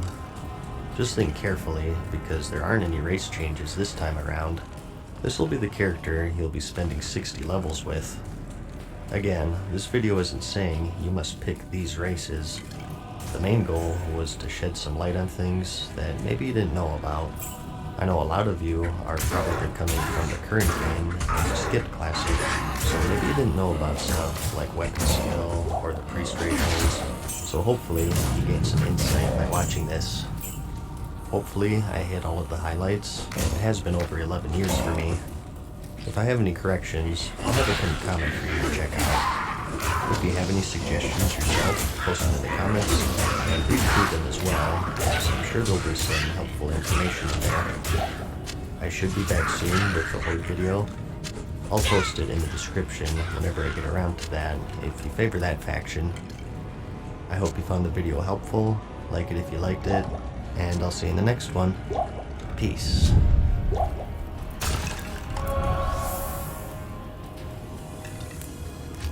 Farewell for now, mortals. We hope you enjoyed today's video. See you again soon.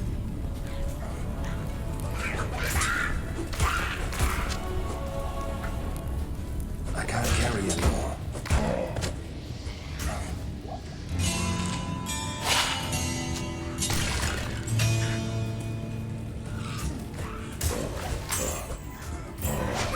Hey guys, what's up? Matt Season here, back with another video for you. I'm continuing my race picking guide here, and as promised, in this video we'll cover the Horde. If you're Alliance, I do have a dedicated guide for that. I'll have it in the description.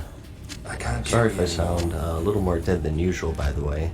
I just got up, and this is the only time I have to record this today, so you'll have about 20 minutes of Super Saiyan Monotone 3. We'll follow the same format in this one, and there will be some repeat stuff, just to warn you. I'm assuming that people won't be watching both videos, so I'll try a bit of redundancy just for the sake of being thorough. I will say that this video was much tougher than the Alliance one. The stun resist, the fear, charm, and sleep breaker, AoE stun, attack speed. All four of these races are much closer to each other compared to the Alliance's four, in my opinion. Trolls are probably the weakest of the four, and I know they're the butt of everyone's jokes with their health regeneration, but they do have their roles, as you'll see. Each of these races have their own starting stats, as you can see. Like I said in the previous video, I do take these into consideration, but compared to the racials, these are really pretty minor, especially for the Horde, since they're so good all around. So, just like the last one, let's first just go over each race and their racials one by one, and then go over the lists for each class. Starting with the Orc. Cleanse the den.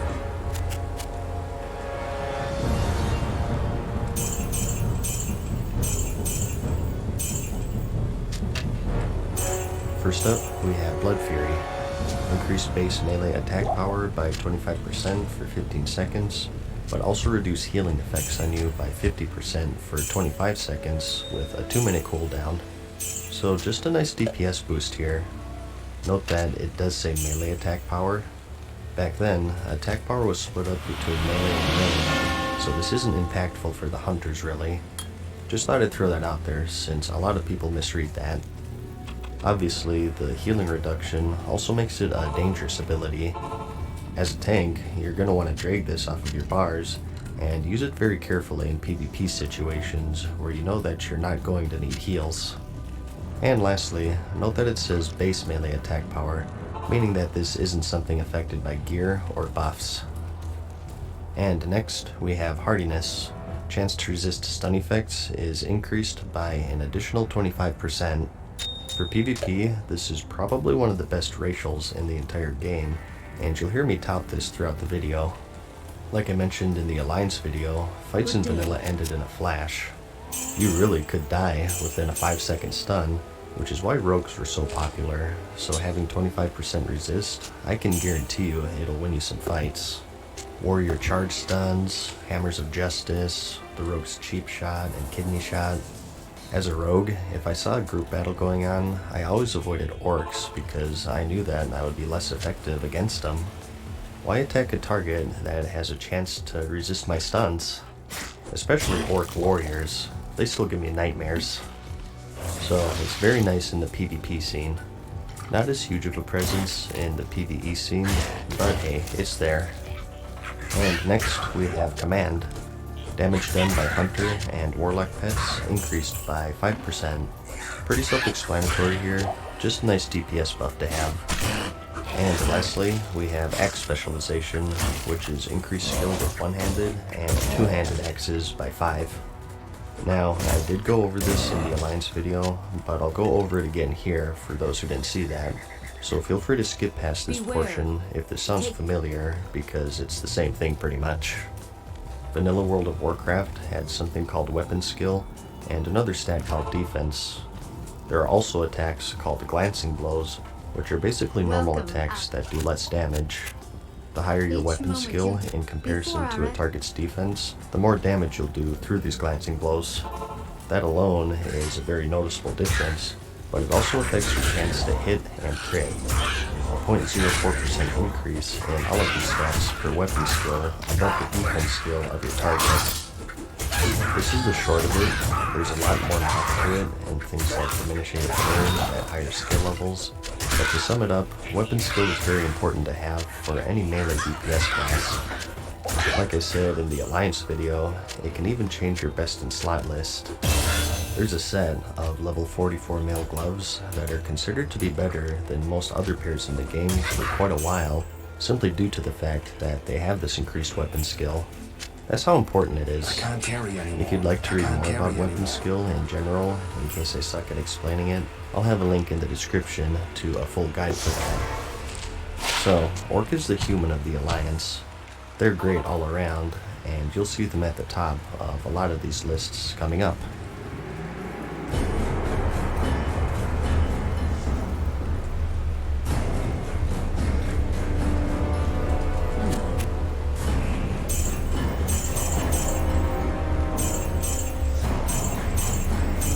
But next, we have the Forsaken. For racials, we have Will of the Forsaken. Provide immunity to Charm, Fear, and Sleep, and it's usable while already afflicted. Lasts for 5 seconds with a 2-minute cooldown.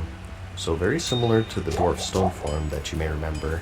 A CC breaker with some immunity. It's mainly focused for PvP, but it's still great for PvE. The Onyxia and Magmadar fears being the main ones off the top of my head. Fear isn't as big of an issue for the Horde because Shamans have a spell called Tremor Totem. It's sort of a party-wide Will of the Forsaken pretty much, but still, not having to rely on that is still valuable, and you're not going to have a Shaman for every party I imagine. So, overall, a great racial for both PvE and PvP. Next, we have Cannibalize. Hey, just because they're undead, they have to be zombies? I'd be offended. This allows you to eat the corpse of any humanoid or undead enemy, including players, and it regenerates 35% total health over 10 seconds with a 2-minute cooldown, so just a nice little ability to have. It's mainly useful for leveling and grinding. It'll save you some money on buying food, which is more important for vanilla since money is so much harder to come by. Sort of a taunting maneuver in PvP as well. I always liked, not only do you kill someone, but you also eat their corpse afterwards. That's pretty meta. Next is Underwater Breathing. Underwater breath lasts 300% longer than normal. Pretty self-explanatory here. There are some quests in the game that require some underwater spelunking. And lastly, we have a plus 10 increase in shadow resistance. Spell resistance is a thing in vanilla. For PvE, you mainly wanted Fire for the Molten Core, Nature for AQ40, and Frost for an extra MS. Shadow was more useful for PvP. In the grand scheme of things, 10 is a pretty negligible amount, but it's a nice bonus to have.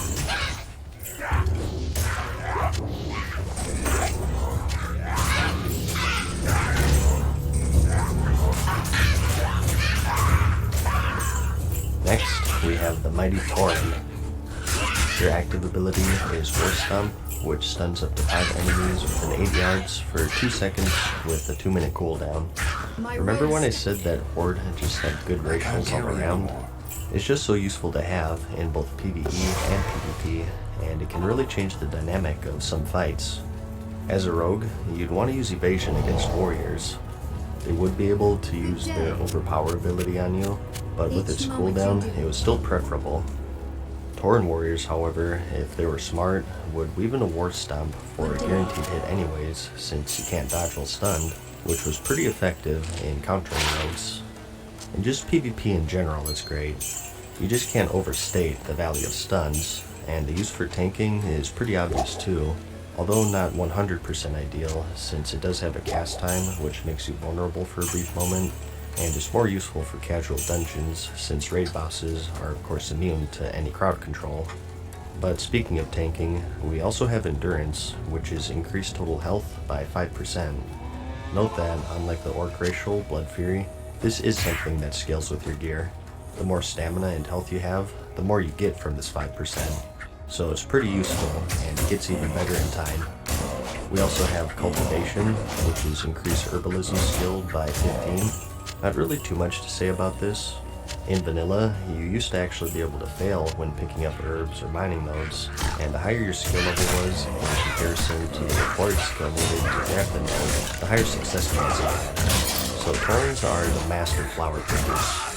With gear and chance, you can get to level 325 as one.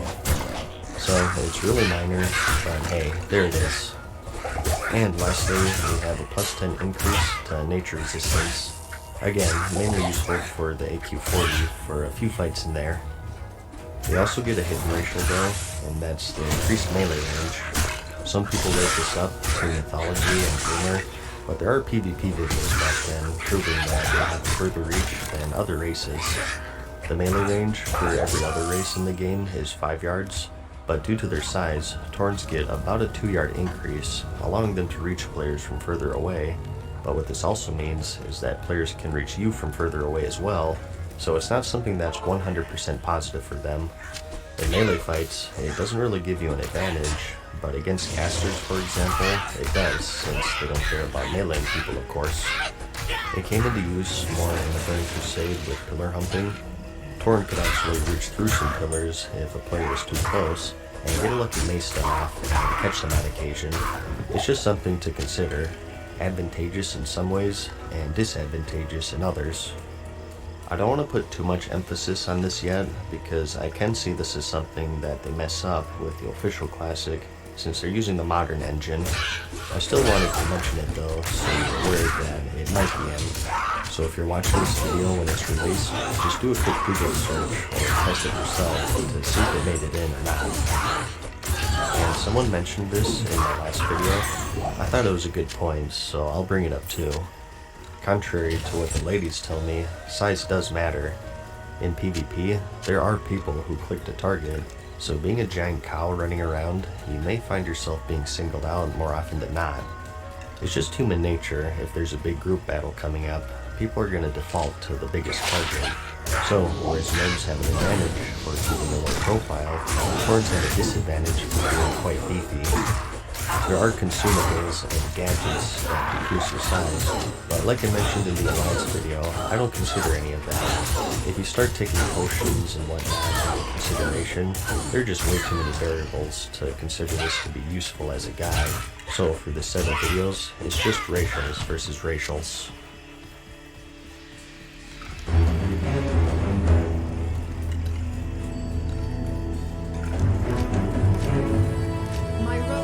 Anyways, lastly we have the Troll. First up we have Berserking, which increases your casting and attack speed by 10% to 30%, increasing the lower health you are, 10% at full health, and 30% at critical. It lasts for 10 seconds, and it has a 3-minute cooldown. So a nice attack speed boost here, and it actually puts them as a top race for tanking for a lot of people. Obviously as a tank, you're going to be taking a lot of damage, so activating this for that 25% bonus really helps with your threat generation. Tanking in Classic was pretty tough because threat was much harder to manage. I think the skittish affix in Mythic Plus today is the norm, and honestly, it's probably even worse than that.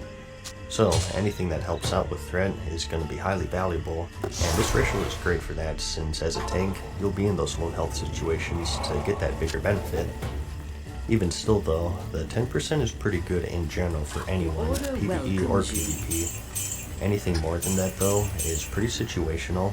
In PvE, you obviously want to avoid damage, and you want to use it as much as possible.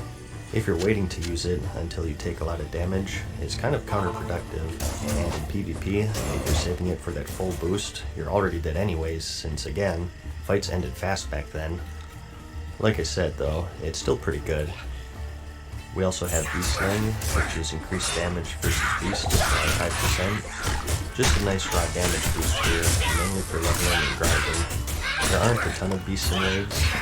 In fact, the only ones I can think of are Negmadar and the Core Hounds in the Molten Core, and a decent amount in Zul'Farad, so don't put too much value into this if your end goal is raiding here. And we also have Throwing and Bow Specialization. Since I hyped up Orcs so much, you might think this is just as good, but ranged weapon skill isn't as useful as melee weapon skill, and that's because ranged attacks don't glance. You do still get some hit though, and the bow skill is more useful than the dwarf's gun skill that I talked about in the Alliance video, since bows in general are much more viable than raiding. Rockdalar being the one that most of you will have, since it's such a high drop rate. It's a nice bonus, just don't take it as high value as melee weapon skill. As for the throwing weapon skill, I'm not even going to dignify that with an explanation. And you know I had to save the best for the last, and that's regeneration. Health regeneration rate is increased by 10%, and 10% may continue during combat. This and that throwing weapon skill are the most infamous racials in Classic. They're so bad that they overshadow the entire race actually, which is a shame. Someone did the math, and assuming a max level and the best of the best gear with the most spirit, you'd be regenerating like 5 HP per second in combat. But hey, I heard if you chop off one of their extremities, it can grow back a little bigger, so they do have that going for them. So, those are all the racials. Next, let's go over each class and each roll one by one, and I'll give you my top picks, starting with the warrior. Just to throw this out there, these are all just my opinions and what my personal choices are. What I think is not fact, and I would just end the video right here, but I'm sharing my list anyways, my reasoning for them, in hopes that it helps you get some insight for yourself. So, feel free to yell at me, or disagree, or whatever. As long as it's constructive, I encourage it actually. I do have Orcs as number 1 here for DPS. The impactful racials are that Axe skill, and also Blood Fury. As a DPS warrior, that Axe skill alone is hard to pass up, and adding in an attack power buff on top of that is a nice combo. The stun resist is alright. I don't remember too many stunning effects in the raiding scene on DPS back then though. Next up, I do have Trolls, and a lot of you might be asking what's wrong with me. Well, Trolls are the only other race that have an actual DPS buff for the Horde. At full health, that's still 10%, and attack speed is something that scales nicely with warriors. Like I said earlier, I don't think you really want to hold on to this buff and wait to take damage, but there will be times where you get lucky and things line up nicely for you. Plus, as a warrior with Blood Rage, you can even cheat a little bit to get a little more out of it, so you have that extra synergy there. And while it is minor, the Beast Slaying can give you a bonus on a few fights. Like I said though, this video is filled with tough choices. For numbers 3 and 4, I have Undead and Tauren. For Undead, our impactful racial is pretty much just Will of the Forsaken. I would have them at number 2 if it wasn't for the fact that warriors already have an anti-fear effect. Berserker Rage gives you immunity for 10 seconds with a 30-second cooldown, which I think is enough for most fights and raids. Plus, with those tremor totems, as Horde, you already have tools against fears, charms, and sleeps. Hi there. Like I said in the Alliance video, I like covering weak points, not buffing myself in areas that I already excel in, so I'd much rather have that 10 to 30% attack speed over another CC breaker in the PvE scene. As for Cannibalize, this isn't the most major ability, and you won't hear me bring it up a whole lot, but I feel like for Warrior, I have to emphasize it a bit more.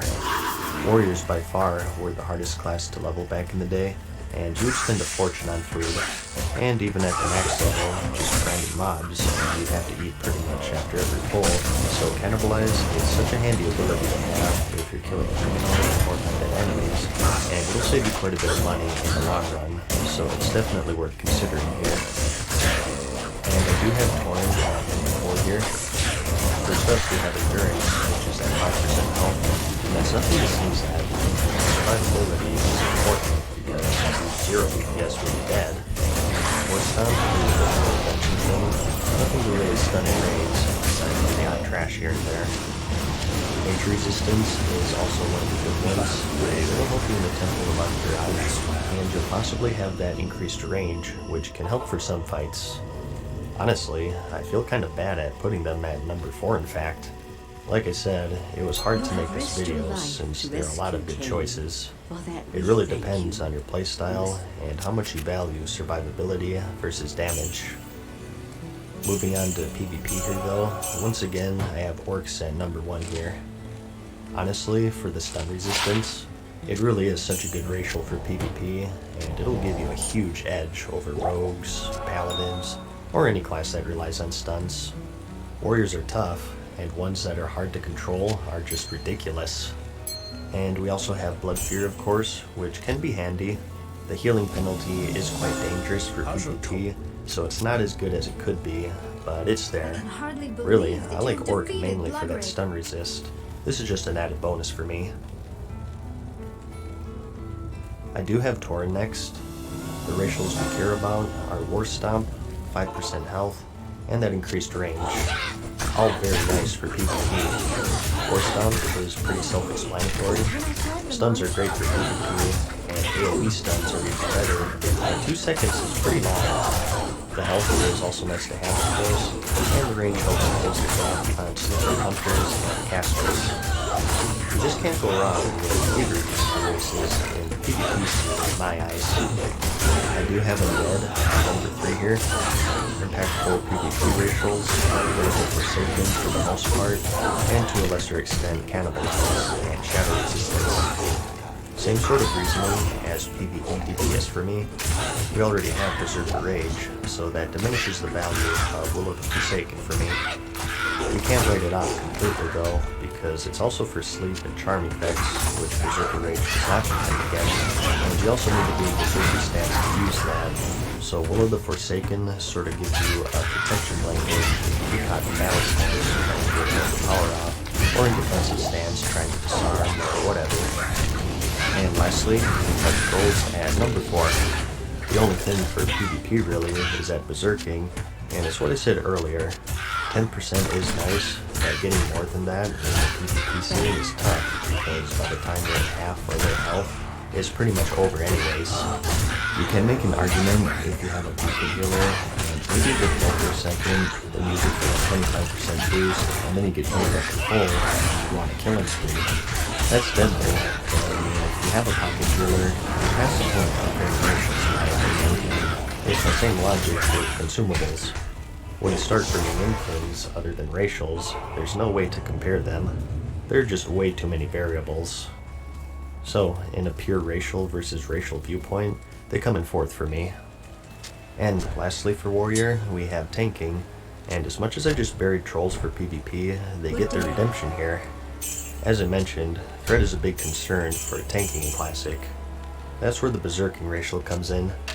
Like I mentioned earlier, if you're a tank, you're obviously going to be taking damage, so you'll oftentimes be in a nice position to get a bigger attack speed increase out of this, and the faster you attack, the more rage and threat you generate.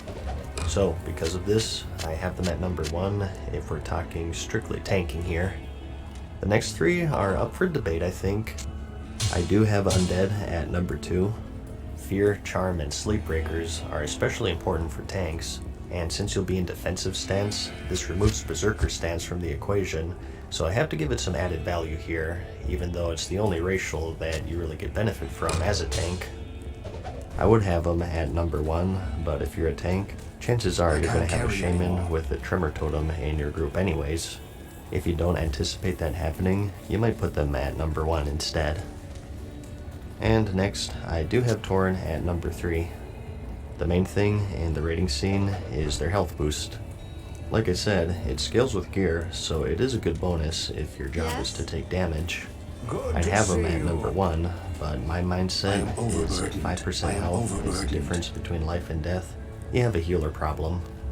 I saw a good description of it online actually. Think of your health pool as a bucket of water which drains when you take damage, and it's the healer's job to fill it back up.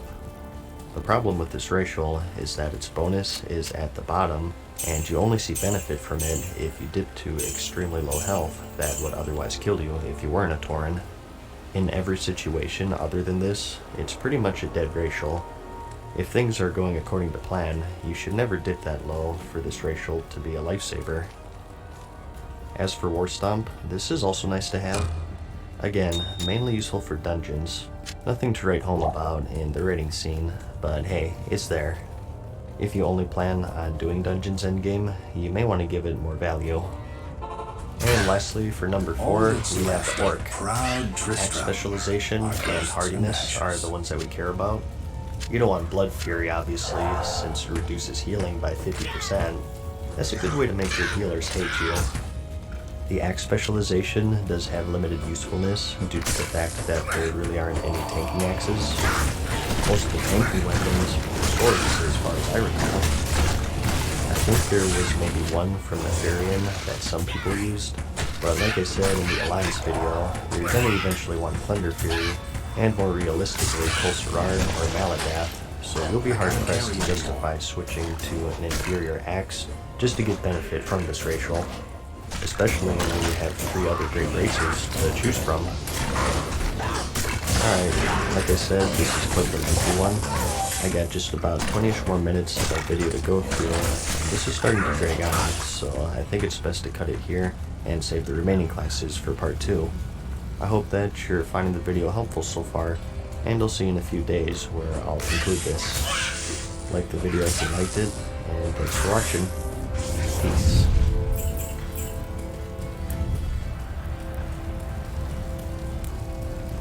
Farewell for now, mortals. We hope you enjoyed today's video. See you again soon.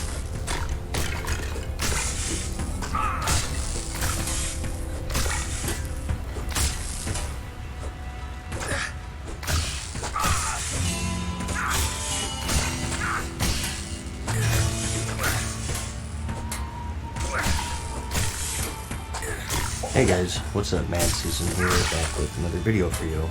Let's not waste any time here and jump right into part 2 of my Horde race picking guide for Classic World of Warcraft.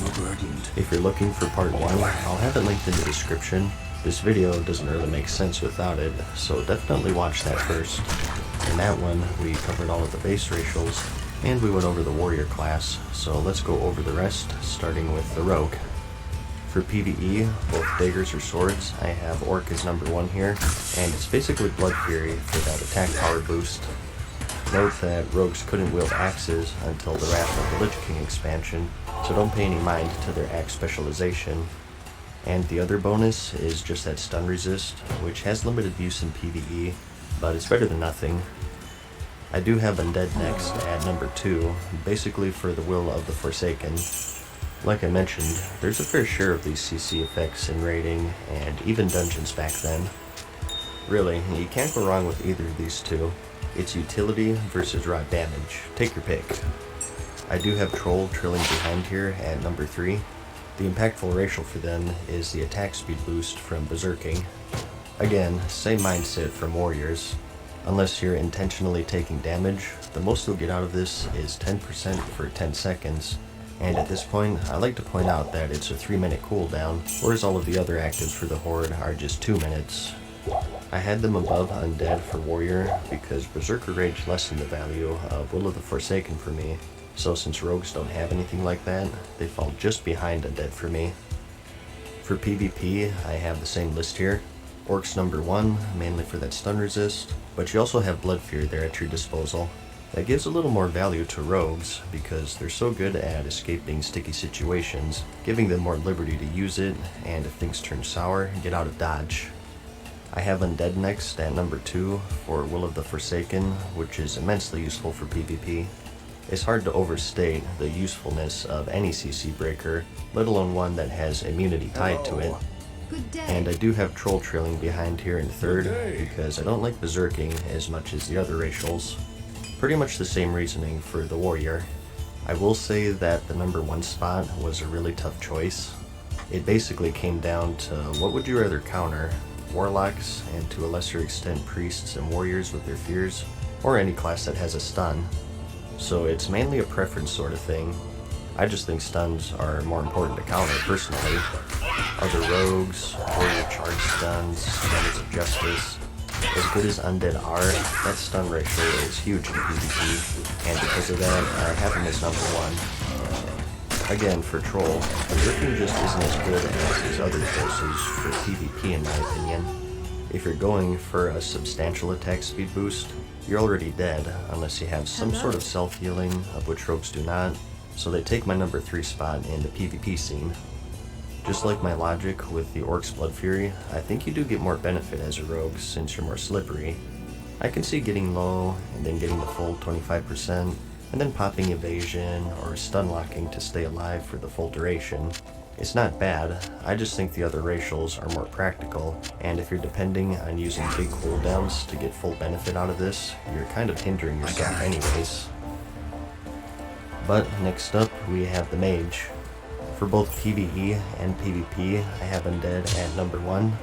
Impactful racials for Undead are Will of the Forsaken, and to a lesser extent Cannibalize. And for Troll, it's basically just berserking. PvP is an easy choice for me since I want that fear, charm, and sleep ranger over some casting speed. I'd make that trade any day. PvE is a little tougher though. I think you can make a bigger argument for some extra cast speed every 3 minutes. To me though, I just like that utility of being able to break out of CC, so I like Undead more for PvE. I don't think there's really a clear winner here though, and I wouldn't deride you for going Troll. Next up, we have the Warlock. Again, 2 choices here, Orc or Undead. For Undead, again we have the Will of the Forsaken and Cannibalize, and for Orc we have 25% stun resist and 5% more damage with pets. For PvE, once again, I like Undead here for that Will of the Forsaken. As I mentioned earlier, Warlock pets didn't do crazy damage back then as I remember. I mean, 5% is 5%, but is it really worth not being able to negate fear effects that would otherwise get you killed or pull groups of enemies to your party?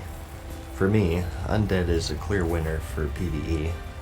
For PvP, however, Orcs take number 1 for me for that stun resistance.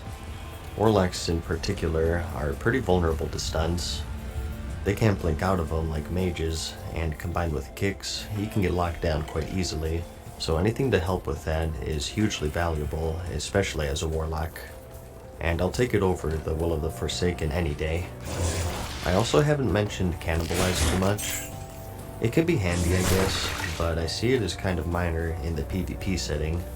Like, I can see situations where you get a fear off and you start eating a corpse for a 35% heal. To me though, that's sort of an ideal situation. You have to A, get a crowd control off, such as fear or polymorph, B, have no one else around to interrupt you, and C, have a corpse nearby to eat. I don't think it's too often that the stars align like that, so I really only see this as just a bonus to have between pulls while grinding humanoid or undead mobs for either leveling or to save money on food or whatever. And next up, we have the Hunter class. 3 races to choose from here, which are Orc, Troll, and Tauren. For PvE, the impactful racials for the Troll are Berserking, and although it's kind of minor, both specialization. Orcs have stun resist and pet damage. Again, note that Blood Fury is melee attack power only, not ranged. And for Tauren, we have War Stomp, Endurance, and a bit of Nature Resistance. For PvE, I like Troll the best. Like I mentioned, ranged attacks don't glance, so they get limited usefulness out of ranged weapon skill, just a bit of hit and crit. Again, compared to that Dwarf plus gun skill though, it is much more useful since there are many more good bows in the raiding scene. The main reason for Troll though is that attack speed buff, which compared to the other races, provides the most damage, which brings me to Orc as number 2, and is for that pet damage pretty much. Something to keep in mind back then is that pets didn't have that buff where they take reduced AoE damage. They took normal damage just like any other player would, and the only difference is that they didn't get healed because healers don't want to waste their mana. So while that 5% buff is noticeable, it's not as useful as you might think, simply because your pet will be dead a lot of the times. And Tauren I have at number 3. I think they're a good choice if you plan on doing dungeons for the most part, since you actually get a use out of War Stomp. Not super useful though, as you'll be at range most of the time, because remember, hunters can't shoot enemies that are too close in Classic. For PvP however, Orcs take number 1 for that stun resist once again, and to a lesser extent that pet damage. When your whole goal is to create distance between you and your target, that stun resist is going to be even more valuable, and that alone is why I have Orc as number 1. And I think a lot of people will hate me for this, but I actually like Troll next above Tauren. I think their Berserking is a little more useful, and that's because as a hunter, your whole goal is to get out of sticky situations. I can definitely see getting worn down by a melee, just enough for a big attack speed boost, and then getting out of range through a limb clip route or whatever, and just unloading on them. For me, there's still a distant second behind Orc, but I don't know, I just like them more for PvP compared to the Tauren. The argument for Tauren is that War Stomp and increased health. It's pretty obvious the value that War Stomp brings as a hunter especially. Stunning, hit distance, and height, and with the added health, they do get a lot of benefit. Remember though, if that hidden racial makes it in, they have that increased range, but they also get hit from further away, which is terrible as a hunter.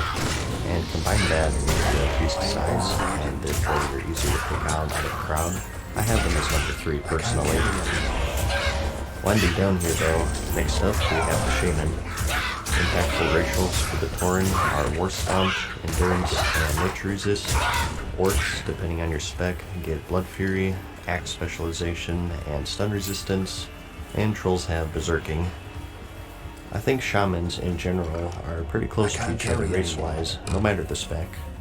First though, for PvE healing, I do have Troll for that casting speed. Like I mentioned earlier, I think healers get more value out of this, because if you happen to be at low health, you can get the big buff, and you also have the ability to keep yourself alive, so it's much more practical to me compared to a non-healing class. Next, I have Tauren at number 2. More health, War Stomp in case for aggro in a dungeon, gives the tank some time to get everything off you, and Nature Resistance is a nice bonus. They have good survivability, which is definitely important as a healer. And I do have Orc in last tier. For healing, you pretty much just have that stun resist, which is alright. I just think you get more benefit from Taurens and Trolls for healing. For PvP, however, Orcs shoot all the way up to number 1 for me. Whether it's for healing or DPS, you'll be so thankful for that stun resistance once you realize how many there are in Classic, and how you can go from 100 to 0 in just one of them. For number 2, I have the Tauren. I like War Stomp for PvP. For healers, it's a quick stun and a heal without worry of a kick, which is definitely nice, and obviously useful offensively for DPS for locking down your target. Plus, the health boost is always good for PvP as well. And for Trolls, I have the same mindset for PvE with their attack speed buff. It's much more useful as a class that can heal itself, because you can get that bigger benefit without dying immediately after using it. I just think that Tauren and Orc come out ahead in a PvP setting though. In the Alliance video, I did cover some of the more unpractical roles, so I'll just do the same here for Shaman. As a remember, they fell under the same curse as Paladins in the raiding scene. They were mainly relegated to just healing. I think Elemental had mana problems, and Enhancement just had damage problems, but I'll talk about them here anyways because, hey, why not? So, for enhancement EVP, I like Orc Priest.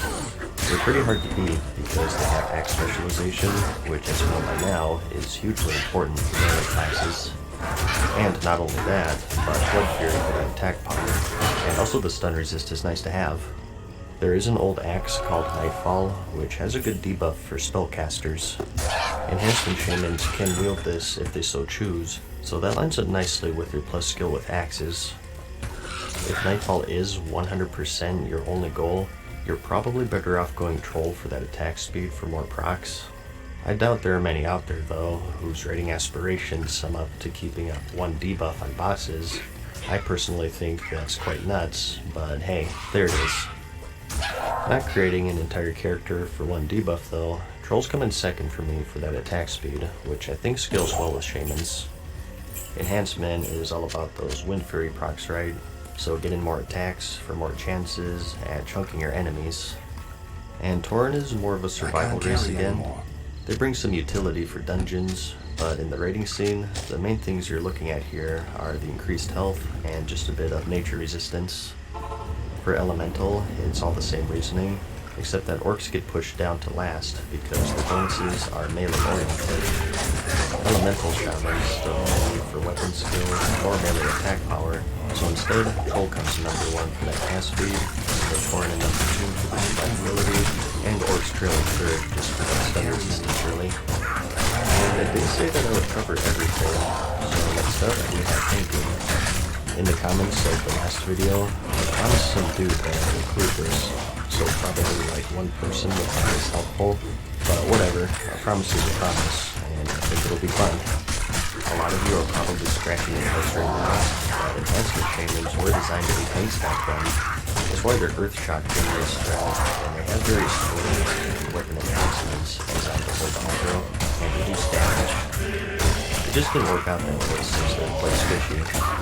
They could only use more armor, so they were quite tough to heal, so most players just chalked enhancement up to a damage roll instead. But for the crazy few out there, here's my order. It's actually a tough choice, since all 3 of them have pretty good bonuses. I think for the most part, you'll be tanking 5-mans, so because of this, my list is sort of catered around that. I think similar to Paladins, you maybe saw Shamans rarely tank some fights, such as the Twin Emperors possibly, since one of them was immune to physical damage. But for the most part, it's 5-mans, so I have Tauren at number 1, since to get more value out of that War Stomp. The health is decent, but if you're mainly going to be tanking dungeons, you have to bump up War Stomp a bit. And Trolls and Orcs come in at number 2 for me. You could go either way, I think. Trolls have their attack speed buff, which is nice for tanks since you'll be taking damage. And for Orc, as a Shaman, I think weapon speed isn't as crucial as it is for warriors for tanking, so maybe that opens up axes more for you to take advantage of their plus skill with them. It's hard to decide for me. I guess if you forced me to choose, I'd go Troll because I like their range shield for tanking quite a bit. And we also have the Priest. Just like the Alliance video, I wanted to save these for last since they're a special case, and that's because depending on your race, Priests get special abilities. Remember, Dwarves got Fear Ward for the Alliance, which made them the envy of every other Priest. The Horde ones are much more closer, I'd say though. Just 2 races available for Priest, which are Undead and Troll. The Undead get the Touch of Weakness, which is the next melee attack on the caster, will cause some shadow damage, and reduce damage caused by the attack by 20 for 2 minutes. And their bigger one is Devouring Plague, which is an extra dot. Afflicts the target with a disease that causes some pretty heavy shadow damage over 24 seconds, and heals you for the amount inflicted. 3-minute cooldown, and quite a high mana cost. Trolls get the Hex of Weakness, which weakens the target, reducing damage caused by 20, and reduces healing by 20% for 2 minutes with no cooldown. They also get Shadow Guard, which is a 3-charge shield, which triggers when struck in combat. It does a bit of shadow damage to the attacker, basically a shadow version of the Shaman's Lightning Shield. For PvE healing, I like Undead over Troll. In addition to those Priest racials, it's Will of the Forsaken versus Berserking basically, and I think a CC breaker is much more valuable than some extra casting speed. As for the priest racials, nothing really too crazy in the PvP scene. You really don't want to use Devouring Plague since it's such a high mana cost. I think the strongest is actually the Hex of Weakness for the troll. There aren't many, but there are some fights that have healing mechanics, and if you don't have Immortal Strike in the raid, this can be a good backup. Off the top of my head, the Ebonrock fight would get some use out of this if your Arms Warrior is absent. Something to keep in mind though with 1.12 is that you can only fit 16 debuffs on one single enemy, so guilds are kind of picky with what debuffs that they want active. So, although this is a nice backup for encounters with the Mox Heal, it's probably not something you can have active all the time, simply because there are probably better debuffs to put on. It depends on your raid makeup really. So, both of these are good choices. I just like them a bit more for that CC breaker. Next though, we have PvP healing. Although it was a much tougher choice here, I still have Undead at number 1. Devouring Plague, while it's more useful for DPS, can still be handy for a little extra damage and healing to keep yourself alive. As for the Touch of Weakness, this isn't huge in my opinion. It's just a little buff to throw on to slightly reduce some damage. On the other hand, for Troll, the Hex of Weakness gets much more valuable in PvP situations, I think. Any healing reduction is very useful, and if you worry about the mana cost, you can even cast the lower ranked ones, and just look at the 20% reduction out of it. As for Shadow Guard, this may seem sucky at first, but there does exist a talent called Black Apple Priest, which gives shadow damage, a 10% chance to stun the target for 3 seconds if you max it out. So the shield can save your butt, since it is shadow damage. I think if you're just talking about these priest racials, Troll actually wins, but what pushes Undead over for me is that Will of the Forsaken once again. That Fear, Charm, and Sleep Breaker is just too much to pass up in a PvP setting without competing against orcs, as good as the racials are for the Troll priests. It's another one that isn't really clear though in my opinion. If I saw a Troll priest running around, I can respect why they made that choice certainly. For PvE and PvP DPS on the other hand, it is a pretty easy choice for me. Undead Shadow Priests gave me nightmares back in the day. I think that they were the best 1v1 class in the entire game, maybe being countered only by a Retribution Paladin or something. With Devouring Plague being shadow damage and healing the priest, they just pump out so much damage, and combined with their shields are quite tanky as well. Really, they're one of the reasons why I value Stoneform so much in my Alliance video. So for PvP, I think it's an easy choice here. It's a Fear Breaker and a Super Dot versus some casting speed, a healing debuff, and a stun shield with the proper talents. For me, I'd pick Undead any day. As for PvE, like I said in the Alliance video, Shadow Priests had mana problems, so they weren't the best, but they had a nice debuff that definitely gave them some value. I still like Undead, since I think the Priest racials are pretty even, and I just personally prefer Will over Berserking. Devouring Plague, I don't put too much value on, since you're so mana starved anyways, but if it's a do or die situation and you need a lot of damage quickly, it's an option. And next, we have the hardest class out of all of them. This was the reason why this video took so long to make. Again, I'll let you guess on why I made these choices. But that's about it. Dang, these videos turned out to be much longer than the Alliance one. Sorry about that, but again, the Horde have such great racials that a lot of these required more thought and explanation. People used to say that if you want to be the best at PvP, you go Horde. I gotta tell you, I agree with them. Alliance racials are strong in their own right, but the Horde just take them to the next level in a vanilla setting, I think. And PvE as well. It's harder to find a race and class combination that doesn't synergize well as Horde in my opinion. They're just good all around. Note that these are just my opinions.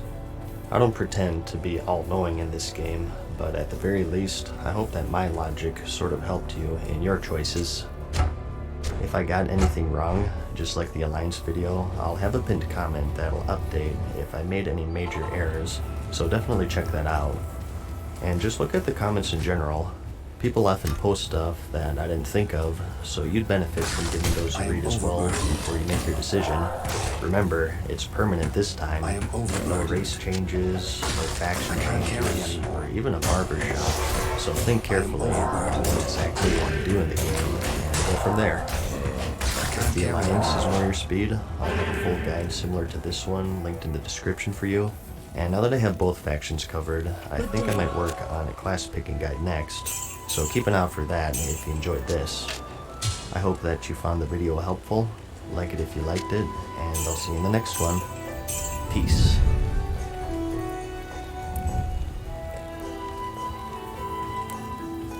Farewell for now, mortals. We hope you enjoyed today's video. See you again soon.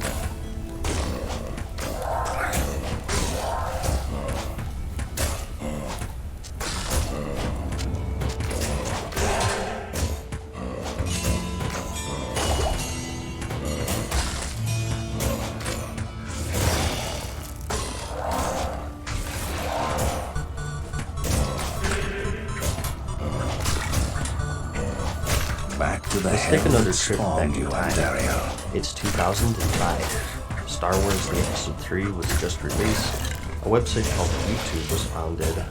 Heelys were a thing. And most importantly, the World of Warcraft was brand new.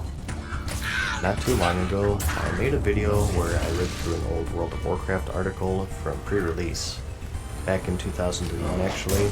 And in a recent video, I expressed my difficulty finding other Wonderfoods and whatnot online, since I think they become collector's items over the years. Well, after I posted that, a cool dude by the name of Drobu sent me a scan he uploaded a while ago of a 2005 review of World of Warcraft, and it has some interesting things in it, so I thought I'd show that to you here.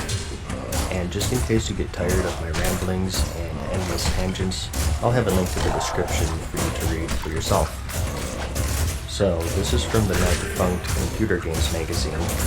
Actually nearing the end of its lifespan, being shut down 2 years later, in March of 2007, after a lawsuit resulting from some email spam of MySpace. Dang, this really was 2007. This issue in particular, though, was published in March of 2005, which is interesting to me because this is exactly when I started playing World of Warcraft myself. I was a few months late to the party, so this will be really cool for me since it's really sort of the state of the game, and I finally bit the bullet and joined everyone else in their addiction to the world of Azeroth. So, the game at this point will be about 4 months old, being released in late November. A lot of people are still leveling, and a fair amount have probably started their fun endgame activities. The first Ragnaros kill was recorded in April of 2005, so even the most hardcore guilds hadn't finished Molten Core yet. As you can see, the highlights in this issue are the new honor system, new instances, battlegrounds, and raid. There's also this creative revolutionizing the genre. I'm not sure if you've heard about it. It's called Battlefield 2. We also have Age of Empires 3 and Civilization 4. This is 2005 PC gaming at its finest. What happens when you throw thousands of people into a world populated with stuff to do and things to kill? Oh, you know, the typical stuff.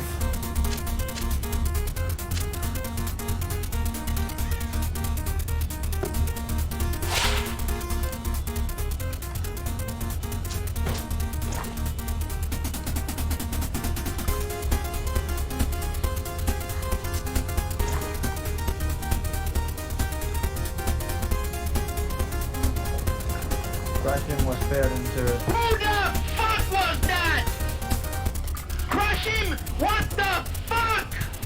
What? Left side! Even side!